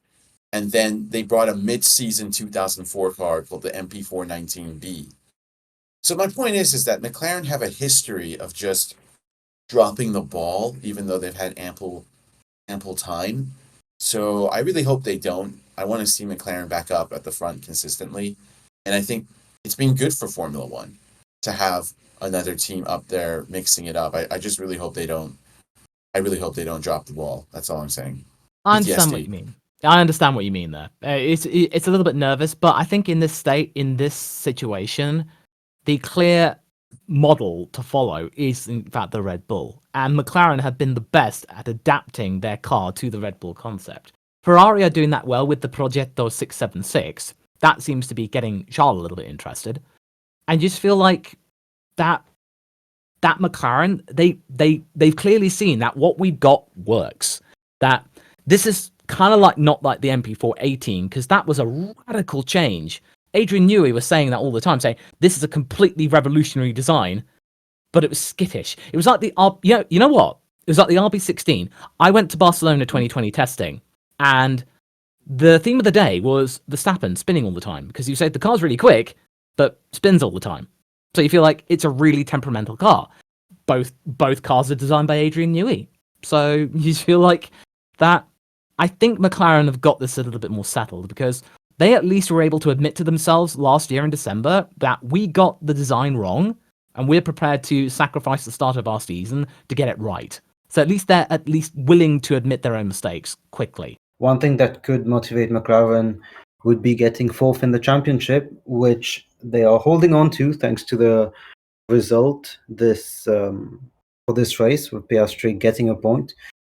Aston Martin getting quite a few points thanks to Lance Stroll. We haven't mentioned him a lot, but it's really because he had a good race, but I don't think there was anything worth mentioning other than him having a good race. Like, it's not like he made any scintillating overtakes. It's just good strategy, good pace, and just good racing.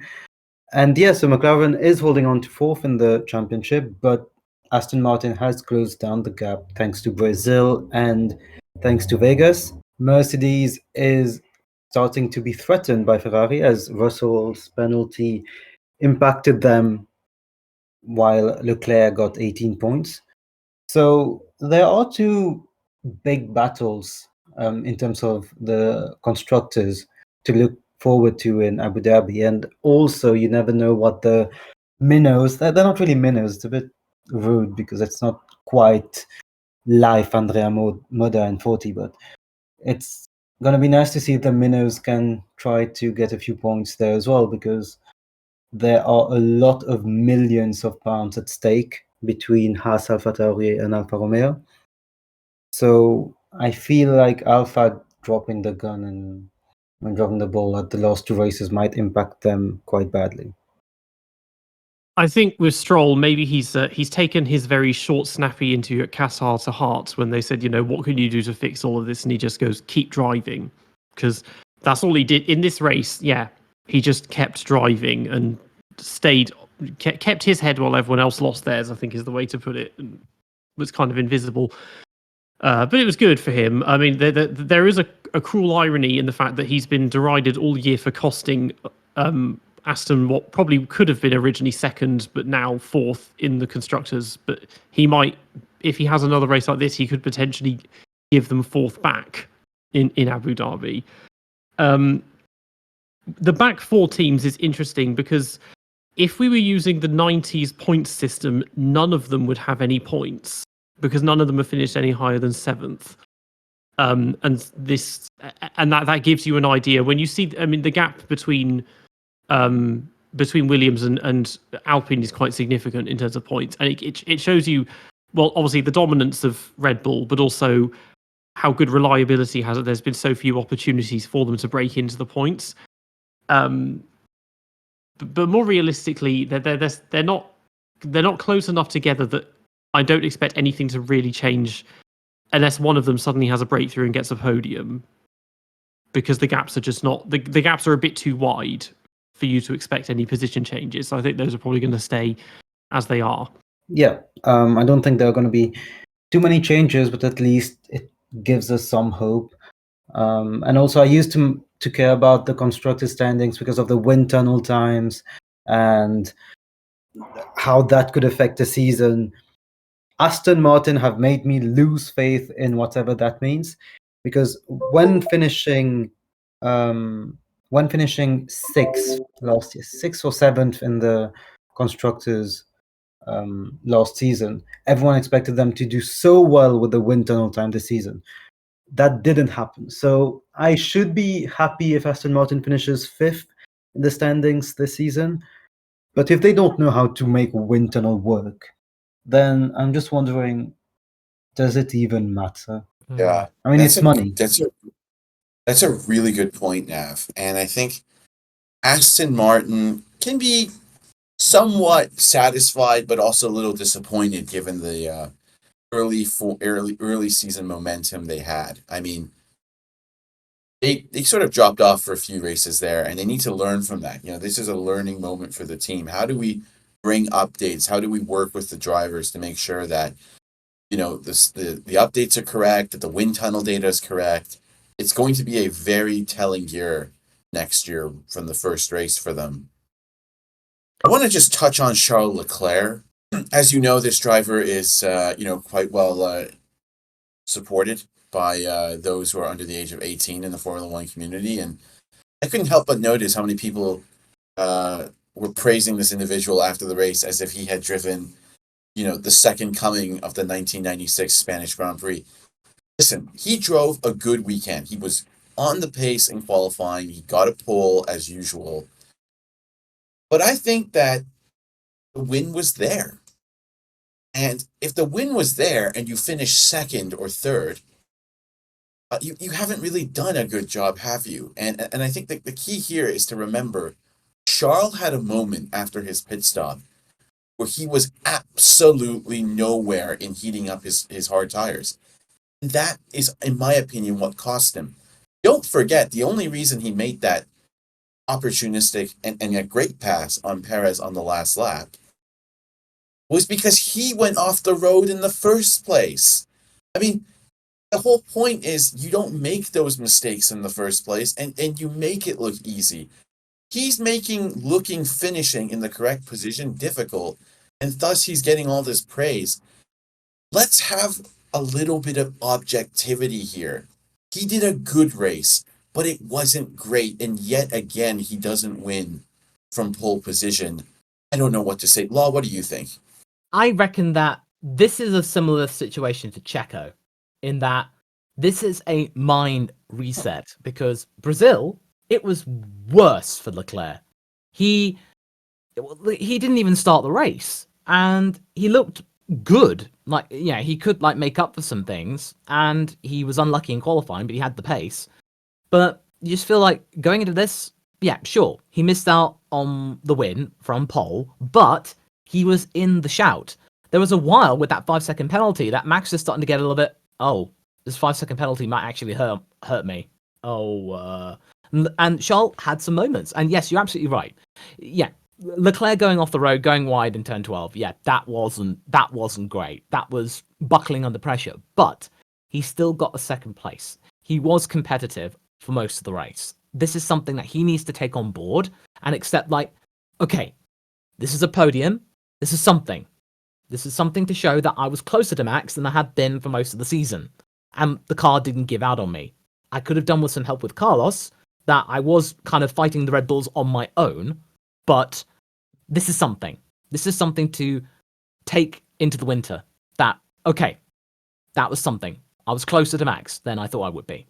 But, of course, he is going to be gutted for having lost the win. Of course, absolutely no problem there.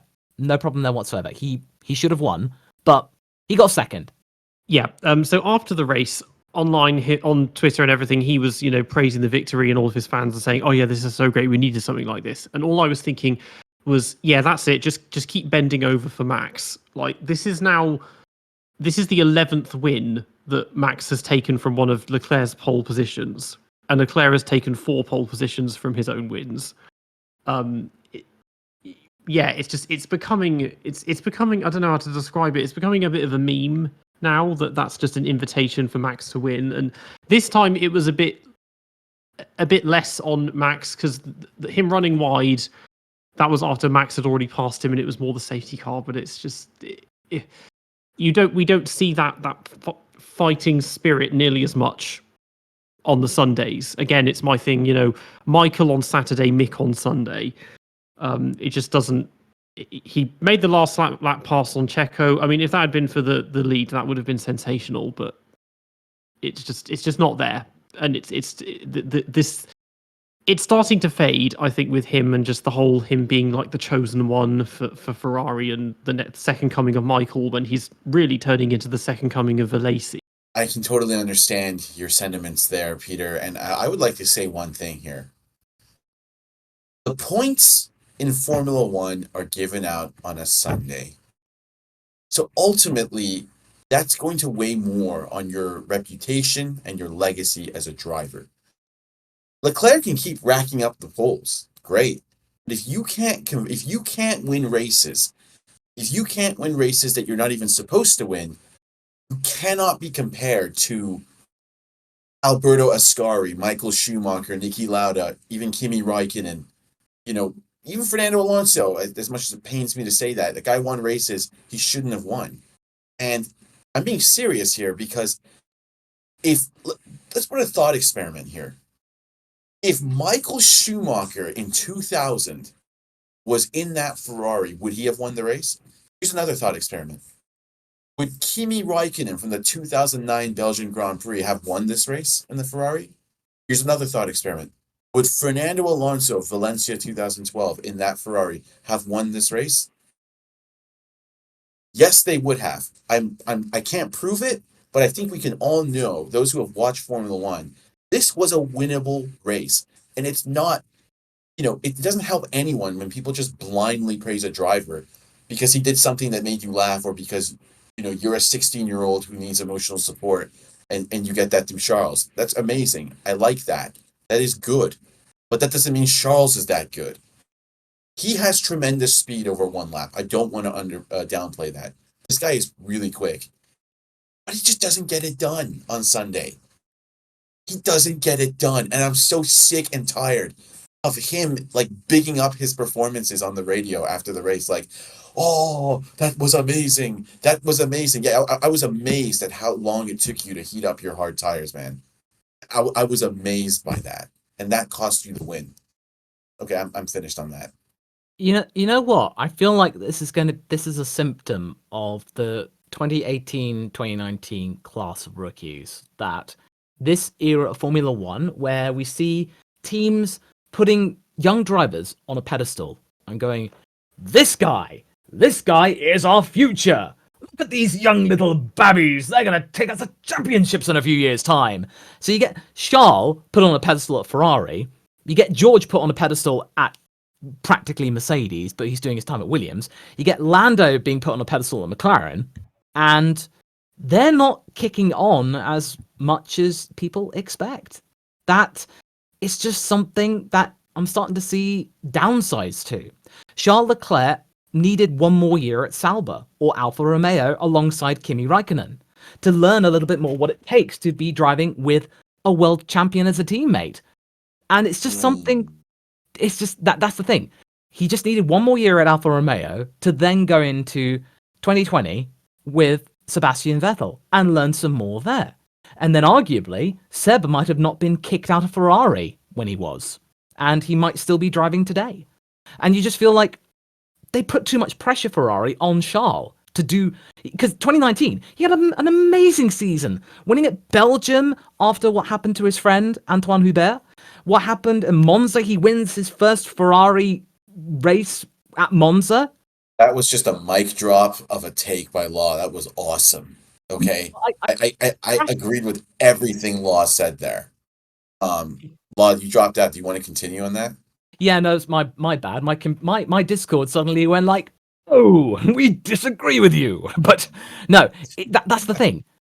is that Charles has been put too much pressure on. Lando has had too much pressure on him. He's only now starting to kick on and get it done because he now has the car to do it. George, he's now feeling the pressure because he was promised the dream of 2022 that one day, George, don't worry, you will get to Mercedes, you will be able to just learn from Lewis, and then eventually you can lead the team. Lewis is going to stick around for another 2 years. Great. Kimi Antonelli, Frederick Vesti, other young Mercedes talents, they're coming into F1. Kimi Antonelli is going into F2 next year. If he gets into F1, goes to Williams, for example, Sargent doesn't do the deed. And then suddenly, Kimi Antonelli, he's doing really well. Well, what's going to happen here? And there's also Mick Schumacher. He might do really well if he does his stint with WEC at Alpine next year and he comes back in. My personal theory is that it'll be a Gasly-Schumacher team up at Alpine in 2025. But George was sold a pup, basically. And apologies if you might hear my pup in the background because she's seen a pigeon or something like that. But the point is George. No, I'm kidding. Yeah, no. She said my dog's saying it's raining outside. But the point is that Charles, he's been just sold a lemon, and he's just not handling the pressure because Ferrari put him up there too soon. I'm done. I was just going to ask a quick question, maybe to you guys, because I wasn't there to watch. Were Kimi and Alonso hyped up the way that the 29 rookie class was when they had a good race? Because I have rewatched 2003, and yes, Alonso was doing extremely well, but if anything, I didn't see as much attention to like what was arguably a much better young driver performance at that time than we saw with the 2018-19 class. So I just wanted to ask you guys as an honest question. I remember 2001 when I was with season review that the first 4 races, Kimi Raikkonen was under supervision from the FIA because he didn't have super license points, or he didn't have a super license. So they were saying, oh, Kimi Raikkonen, he's under supervision for the first 4 races with the FIA. And then I'd completely forgotten about that. It's like he was on probation, Kimi. And some probation? Yeah, it's just like, wow, you didn't need that. So there was... People derided Kimi when he came in. No one was expecting him to do well. And then suddenly he did. 2002, when he went to McLaren, nobody was questioning his talent. So Kimi, he never had that pressure at all. And it's Kimi. I mean, would I really care? And then Alonso, I don't remember him having that pressure. And even then, that wouldn't faze him at all. So I want to quickly jump in on this, and I agree with everything Law said. So here's how this worked. Back then, there was no social media. So the hype wasn't as like in and out every day, right? But if you read the magazines like I did, I had not a subscription, but I used to go to newsagents and buy the F1 Racing magazine every weekend or every 2 weeks when it came out. Actually, it came out every month. Anyways, so the point is that these two were hyped. There is a magazine I have in mid-season 2003, where they're ranking the best drivers in Formula One. They are ranking them. And you'd be amazed if you watch the broadcast, they are giving credit to Kimi and Alonso, but in the magazines, which was actually the main source of info back then, Alonso and Kimi were ranked number 1 and 2 as the best drivers in Formula One. Like in 2003, mid-2003, there were people who already thought those two were better than Michael. So here's the thing. Kimi was hyped more than Alonso because when Kimi came in, they thought this kid is coming from Formula Renault. He should be good. But as Law said, the first 3 or 4 races, he had a probation where if he made one mistake, they would have sent him out of F1 because everyone thought he was way too inexperienced to be there. He proved them wrong by passing Button and Montoya on his first lap in Formula One. Now, the thing is this. Alonso everyone knew he was good. But remember, he had lost to Webber in Formula 3000 the year before. So we didn't know how good he really was until he showed up in 03. And I think the hype that Kimi and Alonso got did border what was being now. They were considered future world champions and all-stars, but they took way less time to prove that.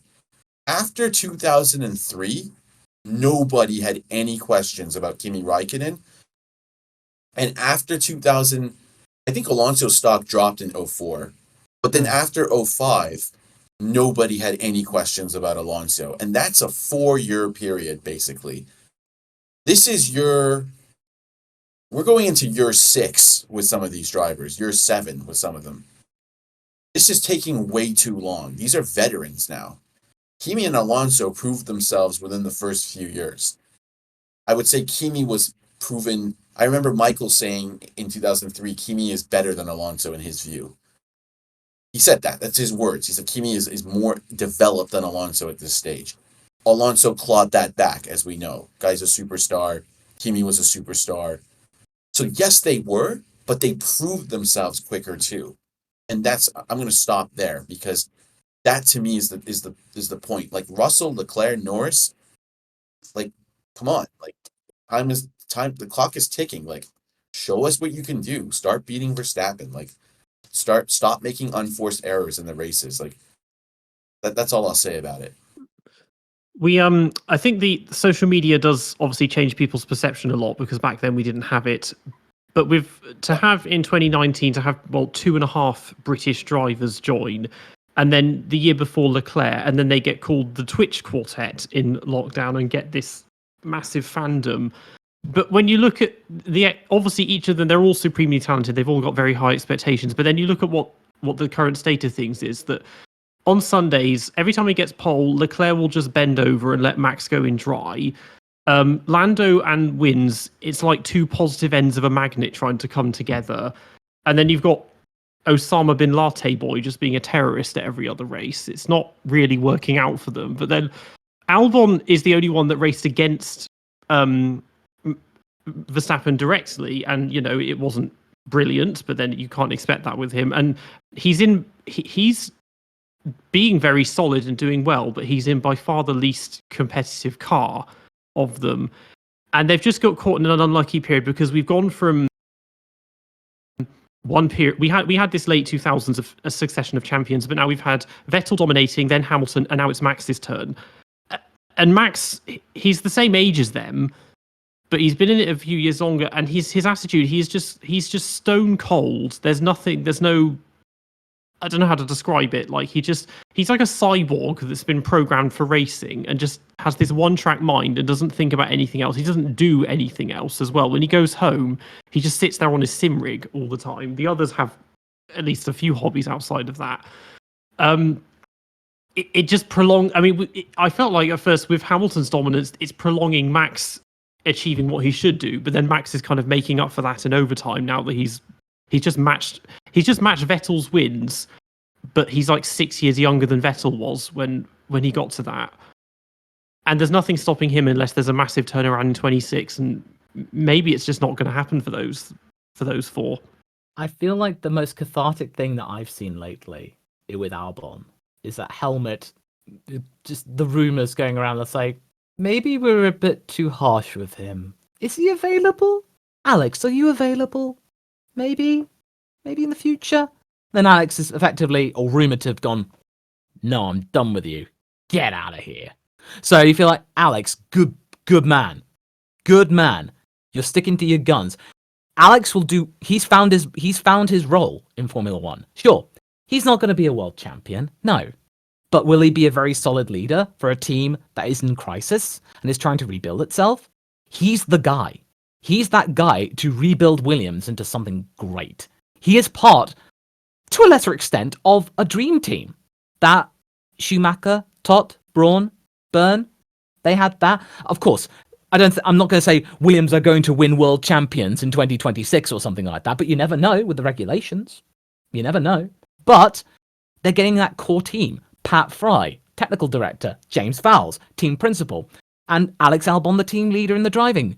You just feel like this is the paragon team, and Williams has now got themselves a guy who fought up against Max. He knows how to handle him and has learnt a lot of being carted off to the sidelines. And you can tell that Christian Horner, this time around with Albon, he felt really bad. It's like, look, tell you what, Alex, you're still with us, but you need time to learn.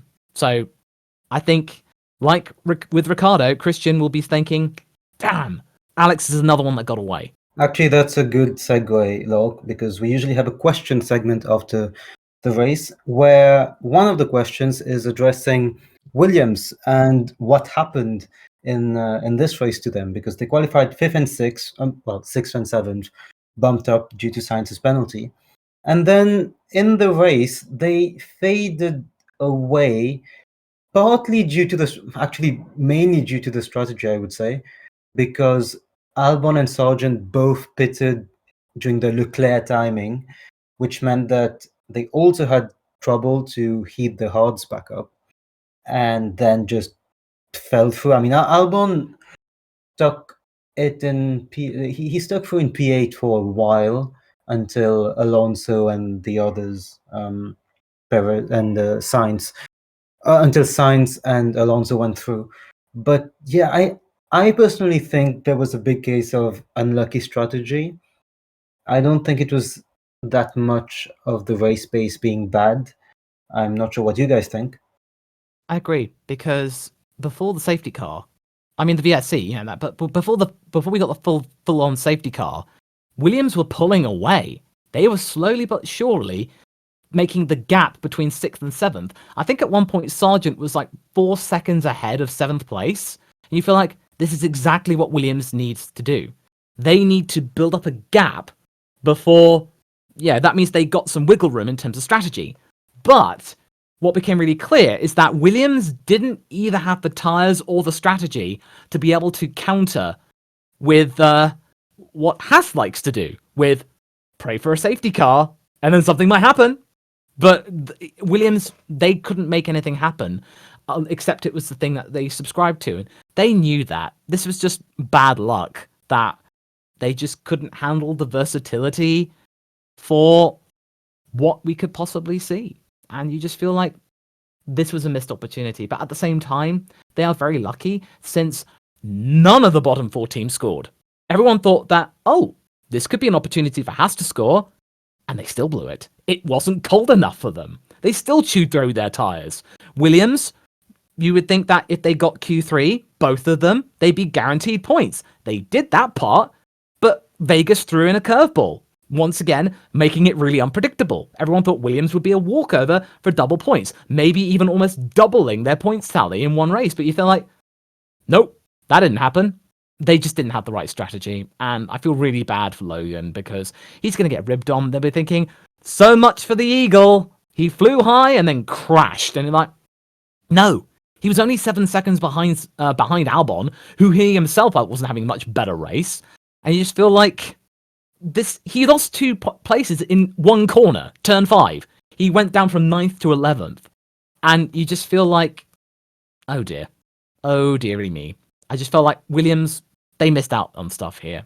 But in the end, they're pretty much going to keep 7th now. But it's just unfortunate. They like to squander good results with poor strategies, because we had this in Zandvoort as well. I mean, admittedly, there was a mechanical failure that meant Sargent crashed out, but even so, they ruined that race within 3 laps. Well said, well said. And I think the other thing is that Williams just seemed to have an issue with graining on the hard tire. I fully agree that Williams underperformed. Had their drivers managed their tires better, which was doable, I think they could have been closer to the Alpines, and they would have definitely gotten points. So this is where the driver makes a difference, and they did make a difference, but not in a good way. So, Albon had a huge unforced error, as Law touched on, and that makes the difference in, and as Peter mentioned before, a very close field. You can't make mistakes like that. Unforced errors matter when the field spread is thin. And Williams just didn't manage their hard tires well enough. And both drivers, I think, slightly underperformed in the race. And again, the fallacy of thinking Albon is a good benchmark, I think, comes to the fore here. I think it's possible to say both drivers were poor in the race. It's not that Albon did the maximum and Sargent did well because he wasn't that far off Albon. My take is they both didn't do well. Where's Mansell when you need him? Anyways. Yeah, I mean, it was just unfortunate. And they should count their lucky stars that all the other teams didn't do well either, because if Bottas hadn't had that accident, then he might have clung on to P8 maybe. If he managed to get the situation right and make use of the tyres on a slippy track, then you'd have had maybe Alfa Romeo getting within sniffing distance of P8 and making things a little bit more spicy. But as we saw, none of the bottom four scored. So you feel like, well, so much for that then. Yeah, you kind of think the thing is Williams is one of the ones where, in my mind, they're still the slowest team somehow, even though they're obviously not. But you look at them and they're the ones you expect to do something interesting because they have an interesting lineup of drivers. Because the others, Haas and Alfa Romeo, like their job is to run around in 13th and 14th doing absolutely nothing and just being invisible. But AlphaTauri, they just go backwards again. That they've had breakthroughs. I mean, ironically enough, things were going a lot better when Lawson was there than since Ricciardo has turned up. But the one stop didn't really work for didn't really benefit anyone other than Ocon, because Ricciardo did a one stop as well. Tsunoda was just tires were wrong, and then the gearbox goes at the end or whatever it was. But Williams are just lucky that they can afford to kind of make mistakes, because they're fighting people that you wouldn't ever expect to score points in the end of the day. Yeah, it's something that they really should take stock on. That, you know, they put in the good work in like Canada, Zandvoort. They put in those results when there were moments when Alfa Romeo should have done well. Mexico, they should have done really well. Hungary, they both were I think they both got into Q3. And then Bottas fell away and Zhou took out multiple cars. So you just feel like it's my own personal opinion that Alfa Romeo, they are settling for this lineup, because there are many rumors going around, especially in the Swiss media, that they were gunning for Hulkenberg for Sauber for 2024, but Gunther took out the option because he had a 1+1 deal, Hulkenberg, to keep Hulkenberg for next year. And now Nico is just doing nothing but complaining about Haas, saying if you don't step things up, you're going to go nowhere. And you feel like Sauber want Nico back, because when he was there for 2013, Nico brought in the goods. He was fantastic. He was he got them really good results. So therefore, you feel like they're going like, oh, like Teo's not really proven himself. We couldn't get Nico. Oh, fine, we'll go with Zhou. And Bottas, you know, how much would he be to buy out and say don't race? And you just feel like Bottas has really not been checking in as much. But okay, see out his contract, fine. He does bring in people, and we need some. Otherwise, no one will even know we're even on the track, because if Valtteri's not there. But you just feel like Alfa Romeo is just kind of settling for this, and this is like, I expected better than from Andreas Seidel in this first year, considering what he did with McLaren. You feel like, where are you? And this guy you got as your team representative, Aluni Bravia, you feel like, who is this guy? Just like that's the definition for this team. Who is this team? Huh? Well said, well said. And I actually think what you said about Hulkenberg is very pertinent, because remember, Vasseur wanted him at Alpha even before all this. The rumors were that because those two had such a good relationship, Hulkenberg was going to Alpha in 2021 already. And he's still well liked with the management, even though Vasseur's left. And it's very possible that Alpha, in fact, are settling, as you say. I'll give them a little bit of breathing room for this race, a little bit of margin, because Valtteri lost 20 points of downforce after the initial contact. So there wasn't much he could have done. But we're not just talking about this race. Bottas has been totally anonymous and invisible the entire season. It's unacceptable, boring. I mean, there's just nothing to look forward to with that team. And as Peter made the joke last time, they retired you for Bence. Yeah, they just don't. Both them and Haas, they have this just complete lack of direction, and there's no obvious ambition, because they have juniors which they could put in those cars, but neither of them want to, and they're just sticking around with these old guns, all the people carrying them lots of money. But I mean, I sound like a broken record. Haas, they used to be the joke team where everything was just chaotic and going wrong all the time, but that's not happening. Everything is just it's just bad without being a car crash in a really boring way. And Alpha, they've been a perennial midfielder for the past nearly 30 years now, with the occasional points where there's flashes of brilliance, and they've had times like 10, 11 years ago when they had Kobayashi and Checo, really, really exciting driver lineup. But with this, there's nothing interesting going on, because it's like, what exactly is the long-term plan in having Bottas, who, yes, he's experienced and he's won races and he's driven for a top team against a top driver, but you wouldn't know it. He's not giving. When Barrichello was at Williams, you could at least see that he had how much experience he was giving and that sort of thing, even though it was basically a retirement home for him. But we're not getting that with Bottas. Joe he's just there for the money. He is a pay driver, but he's not like Nikita Mazepin levels of pay driver. He's better, but just in a way that's so dull. It's like fine.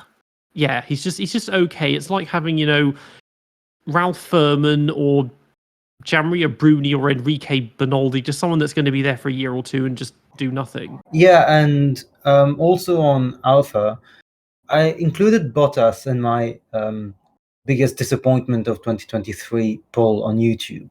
And I got quite a few comments asking why he was there. Well, he was there because it's the only place where I can really put him. There's nowhere else I could include Bottas in any discussion for. The only thing I can say he has been was a bit disappointing. Yes, he's been unlucky, I guess.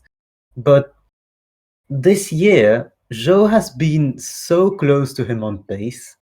And I saw another comment yesterday on they feel bad for Bottas because he's stuck in Alpha when he has the pace to win races.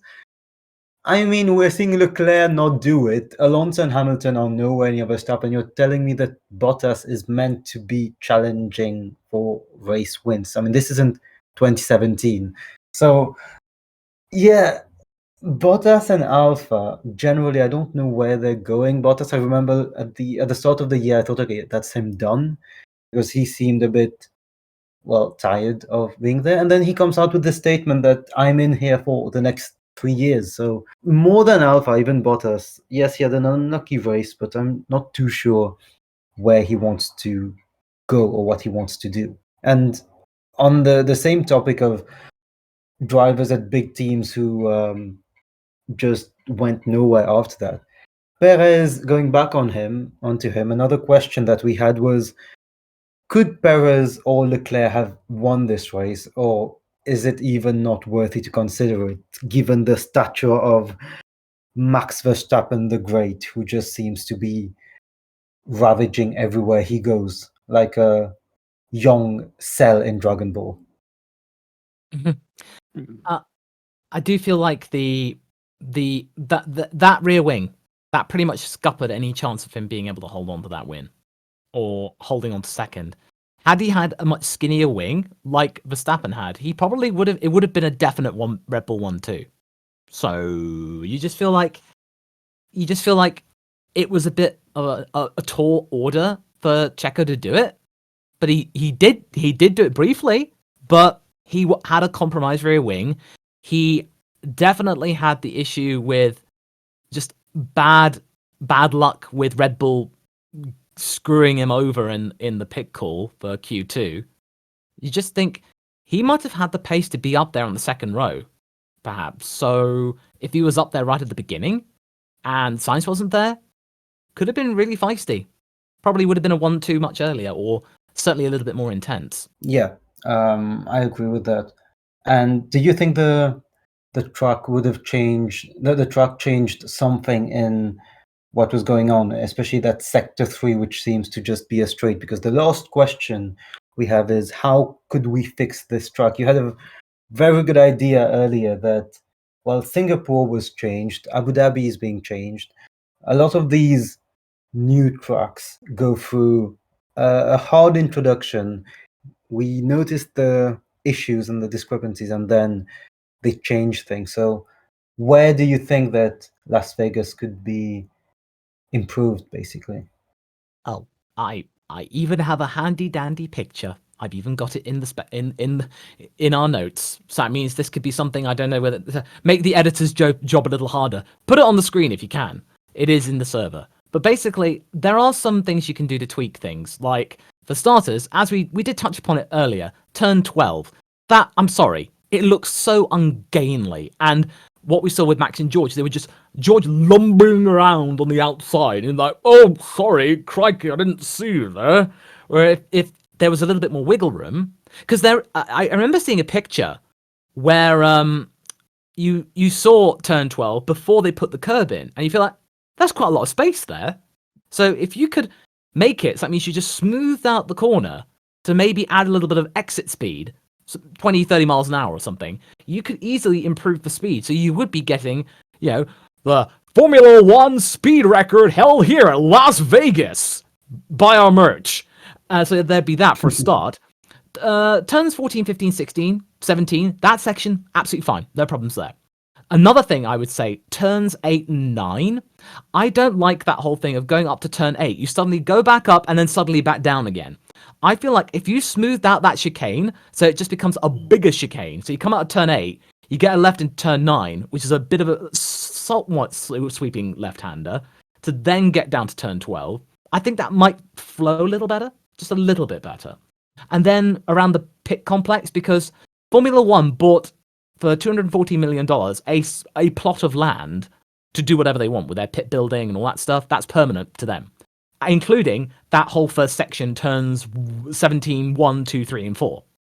So what you can do is just extend the turn 2 a little bit, make it a little bit longer and a bit wider, then make turn 3 a bit more swooping before you get onto the DRS. Therefore, you might have a little bit more space to maybe make a pit exit, which is a little bit less iffy. I mean, we didn't have any issues, fortunately, in the race, but you feel like it could be a little bit tidier.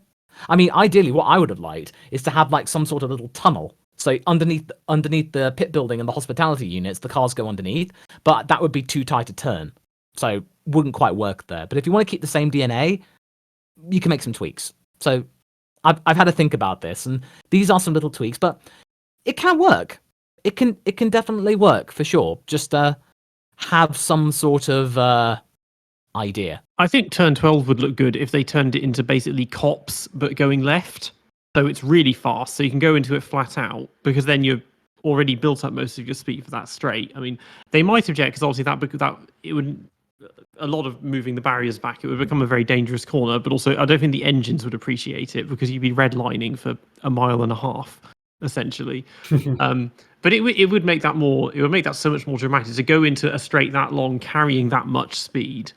The tunnel idea is interesting, because we don't really get like below ground tunnels, and it sounds fun, but then you think they have something similar to that at the London E-Prix circuit for Formula E, but when it rains, it becomes a sort of slip and slide, which again for entertainment would be great, but maybe not so much for safety or for general sporting fairness, I suppose. One thing I would say is that turn 1 to 3 worked well. To at least give some credit to that truck, because that Gasly Ocon fight showed how you could take a different line on the exit. So that's one good thing, I guess. But yeah, moving on from the analysis of the track, that we had to rank the race. So our 3 top drivers and our flop of the race. Peter, who were your top 3 drivers for this race? Max, I think I throw in. If I put him in, I have to have at least one of Leclerc or Checo. Checo, absolutely. I mean, each of them, you can give them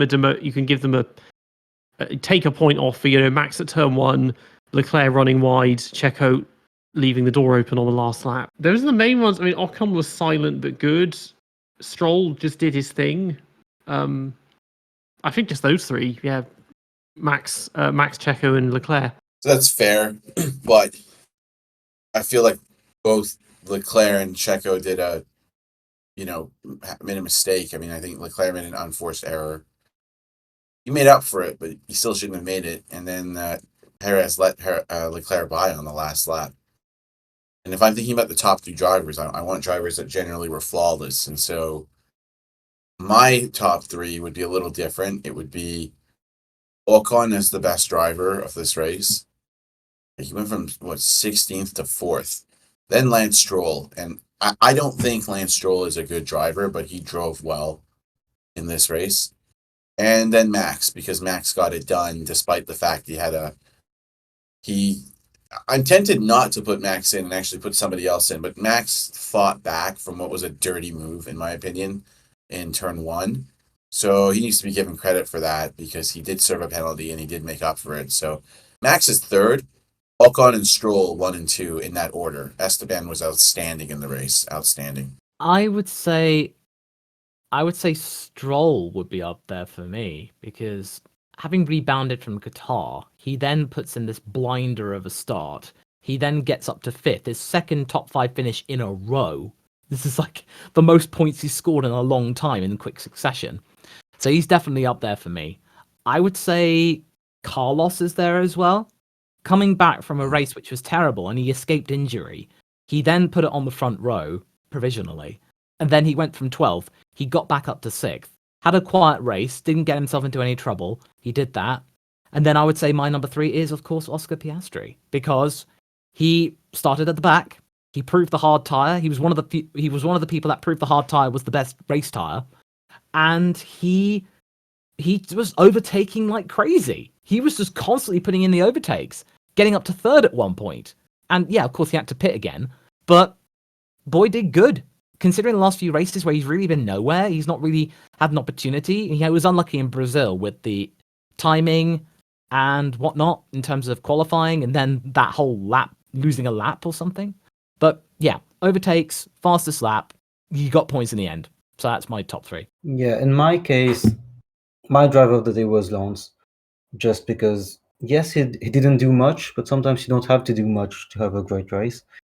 Ocon, that call to not listen to your team, which is known to be quite strict with things, and then to do that drive was extremely good as well. So he's there.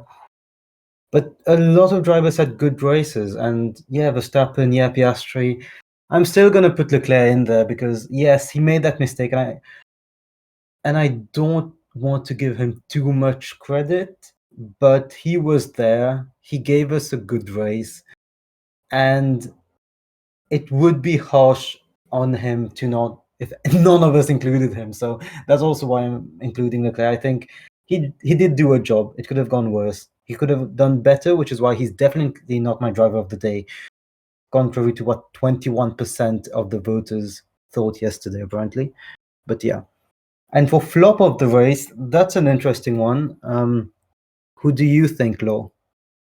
Oh, my brain would say Logan, but I don't want to be harsh on him. No, it was like he was just extremely unlucky.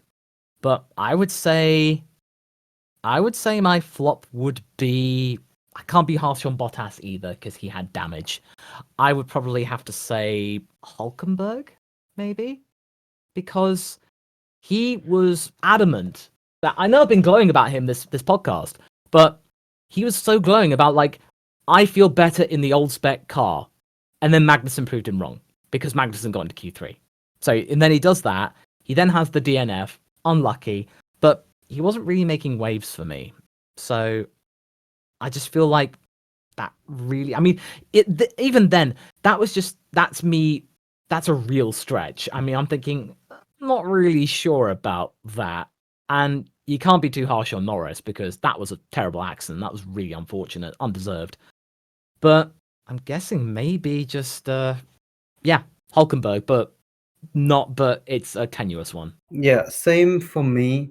I would say Hulkenberg, because it's hard to blame any other driver, but I need to say, even as a fan of his, I don't think he was the flop of the race, but we haven't spoken much about him. Alonso making that mistake into turn 1, it wasn't very Alonso-like. He's not known for these. And he went for a move that a veteran like him should have known not to go for because he knew about the oil spill. He knew that maybe he thought that because there was an oil spill and everyone would avoid it, which they did, it gave him a great opportunity. And yes, if the move stuck through, he's 6th or 5th, I think, if he manages to break in time. But obviously he couldn't break in time. So yeah, he was also outpaced by Stroll in that race.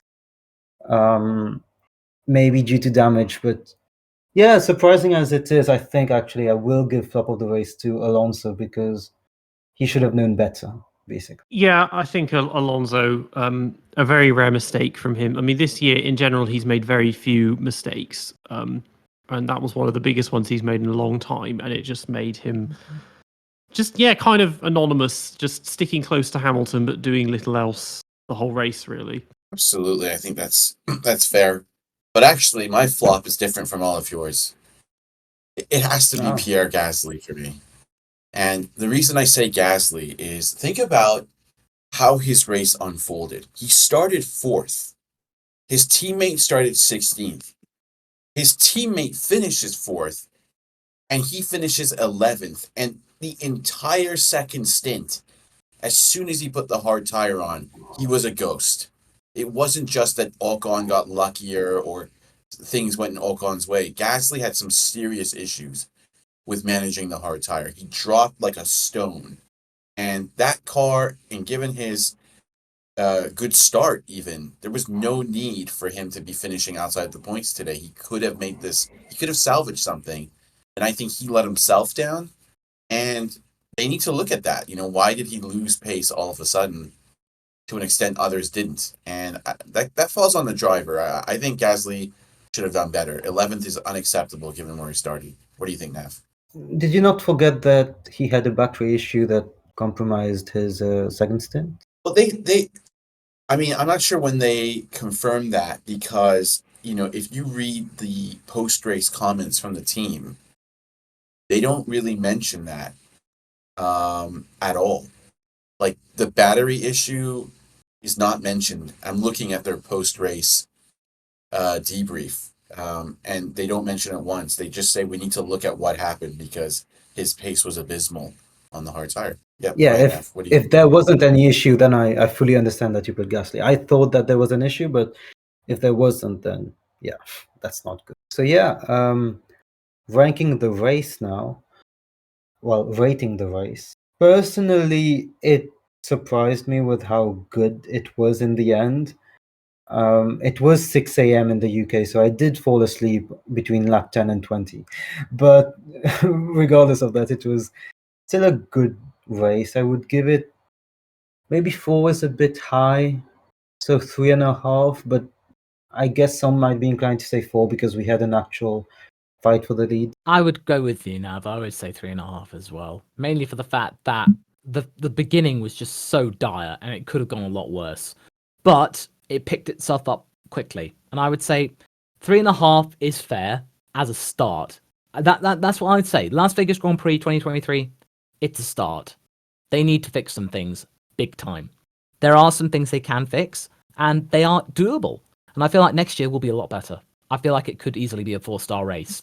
So 3.5, I think, is fair to begin with. I concur. Yeah, 3.5. If anything had been at stake, it would have been 4. If it had been the season finale and a title fight, I think I could have given it 5 stars because of how it ended. 3 stars for me. Just a pretty average race. It wasn't the most exciting for me. Again, we had some more action relative to what we're used to or accustomed to this season, but still just a 3 for me.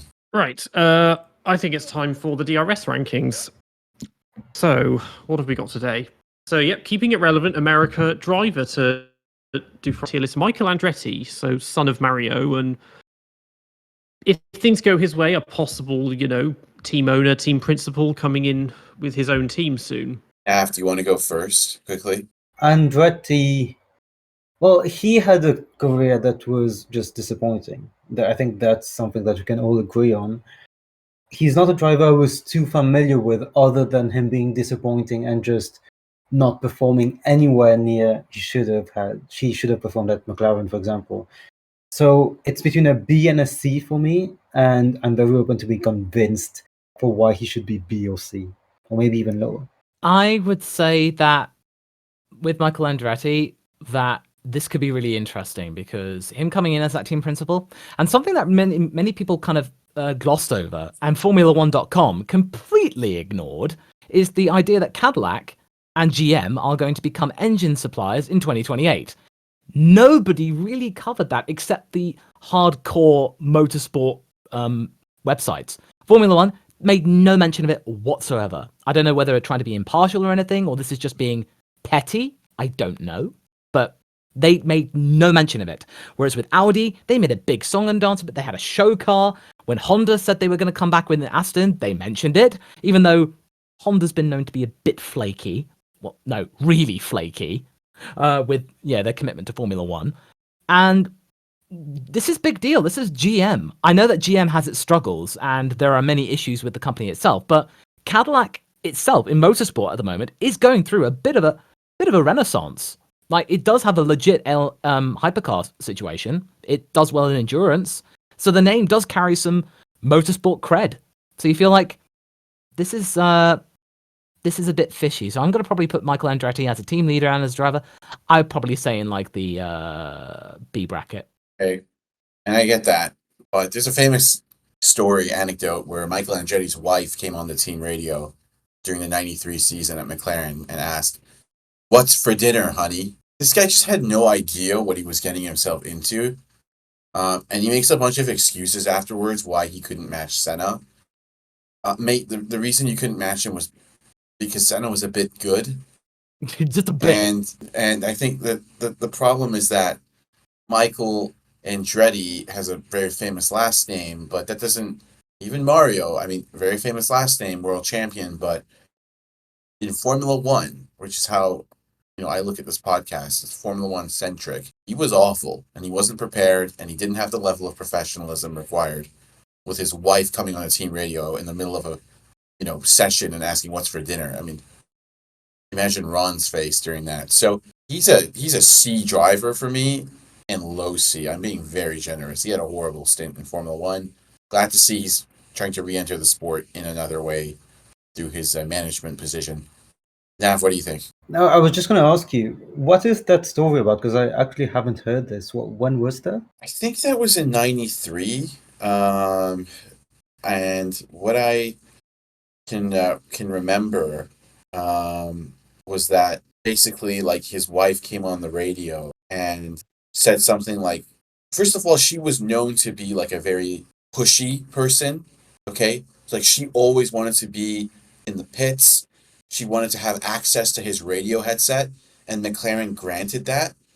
And McLaren were generally offended by her presence because she was a total diva. And so basically what happened was, there was already tension and Ron Dennis is OCD kind of perfectionist. So there was a huge issue where she would come on the radio, have access to his radio, get in the way of the engineers and the mechanics, and generally not have a very professional vibe. And Michael should have known that that's not how Ron Dennis and McLaren operate, especially not at the height of their powers. And there was just one famous story where she just randomly came on the radio, like during a session. I don't know if I think it was the race, and just asked Michael what's for dinner tonight because she was bored. That's unacceptable. Don't go around crying like, "Oh, if I had a better chance, I would have beaten Senna." No, you wouldn't have. No, I was also going to ask you, what do you think about Michael Andretti's son saying that McLaren already had Mika Hakkinen ready and that, like, very early through the season, they just wanted Michael out and that it was why he got sabotaged, apparently. Yeah. That's okay. So why did they want Michael out? Because he was awful. Okay, Mika Hakkinen is one of the greatest drivers of all time. That's a special talent. Okay, and Michael Andretti should at least have the respect to admit he was not in the same stratosphere as Mika. Okay, and it's not about who your favorite driver is. It's just Mika outqualified Senna in his first ever race. The man was known to be fearless. He was an extremely brave driver. I think Mika's the best qualifier after Ayrton Senna in F1 history. He was just clinical over one lap. And we're talking about a legend of the sport. I mean, why would you pass up Senna and Hakkinen for Michael Andretti? I mean, that's absurd. I mean, Ron favored Mika later, absolutely. But in the early days, Ron was trying to put the best two drivers in his team. Peter, you have thoughts on this? So regarding him as a driver, yeah, I mean, I think he left. He got a podium in Monza and then left. It was kind of mutual consent. So I think he had the foresight to realize this is not working. So it was kind of sort of a jump before you're pushed mentality, and that he obviously felt much more comfortable in IndyCar, which is where his father had also excelled. The current Andretti situation with the Cadillac and GM. It is interesting that it's being so underreported, and in general, there is so much resistance to having them on the grid, because it seems like the approach that we have with America is, we can have as many races as we want there, but God forbid we have a team, or at least one that steps on Haas, because you have to remember, Haas is the American team, even though the team principal's Italian, the cars are Italian, most of the staff are British, neither of their drivers are American. The closest thing they've had to an American driver, well, unless you count Santino Ferrucci, is Pietro Fittipaldi, who was born in Miami but races a Brazilian, and then he's leaving next year because he's going off to IndyCar. So, and it's like, maybe this is a chance to have a genuinely American team that isn't just a team that says, we're from country X, even though our base is in Britain and all of our staff are British. Well, not to mention the fact that now Haas has a satellite base in Maranello. And Simone Resta. Basically, Ferrari were looking at their cost cap and going, we can't have this many staff. So, Haas, why did you take these people? Just take this little box room at Maranello, and there you go. So, you feel like that. So, it's a bit of a British-American-Italian hybrid sort of thing. And Dallara, I think, is Italian. So, but yeah, no, with Andretti, you feel like this is they're based in Indianapolis. That's the birthplace of American motorsport.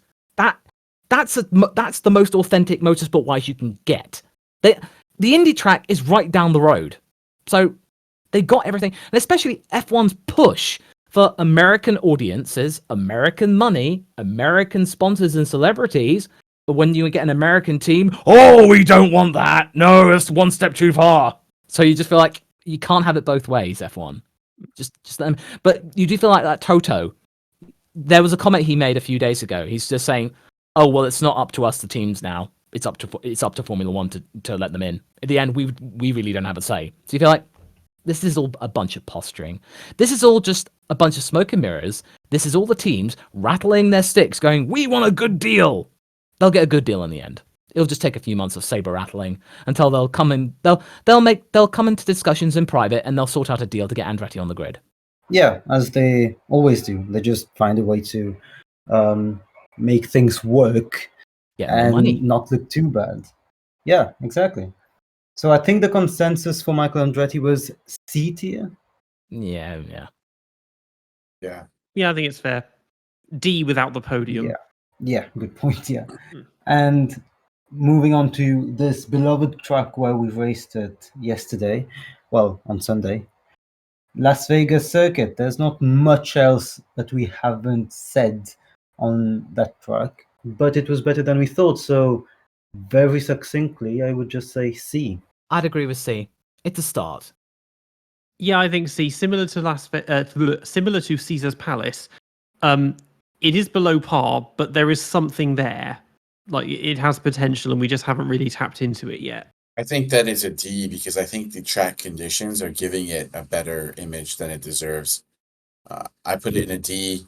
I respect everyone's opinion. Putting it in C, we're going to have to see as the next races happen over the years. But I just think it's an awful track. Okay, fair enough. That's extremely fair. And finally, the car that we will be rating is the car that got pole position on this beloved track. The Incredible Haas. Yes. I mean, does it get any worse? Apologies for that. Yes. Incredible Okay, Haas we'll be ranking the Haas. Does it get any worse than that?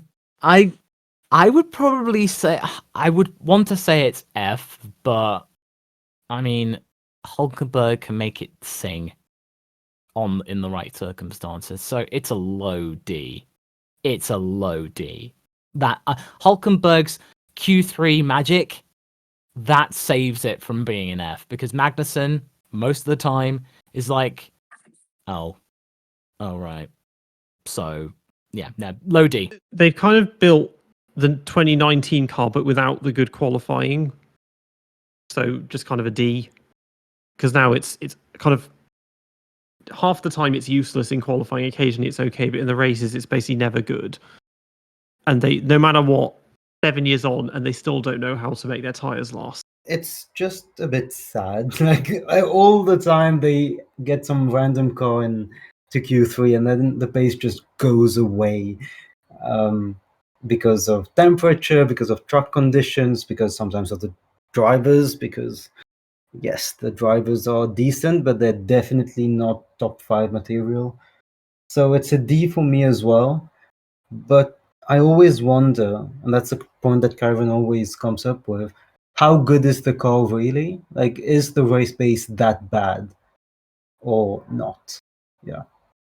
Yeah, here's the thing. That's a very good thought, and I think that the Haas has had a season-long issue, and that's been tire wear.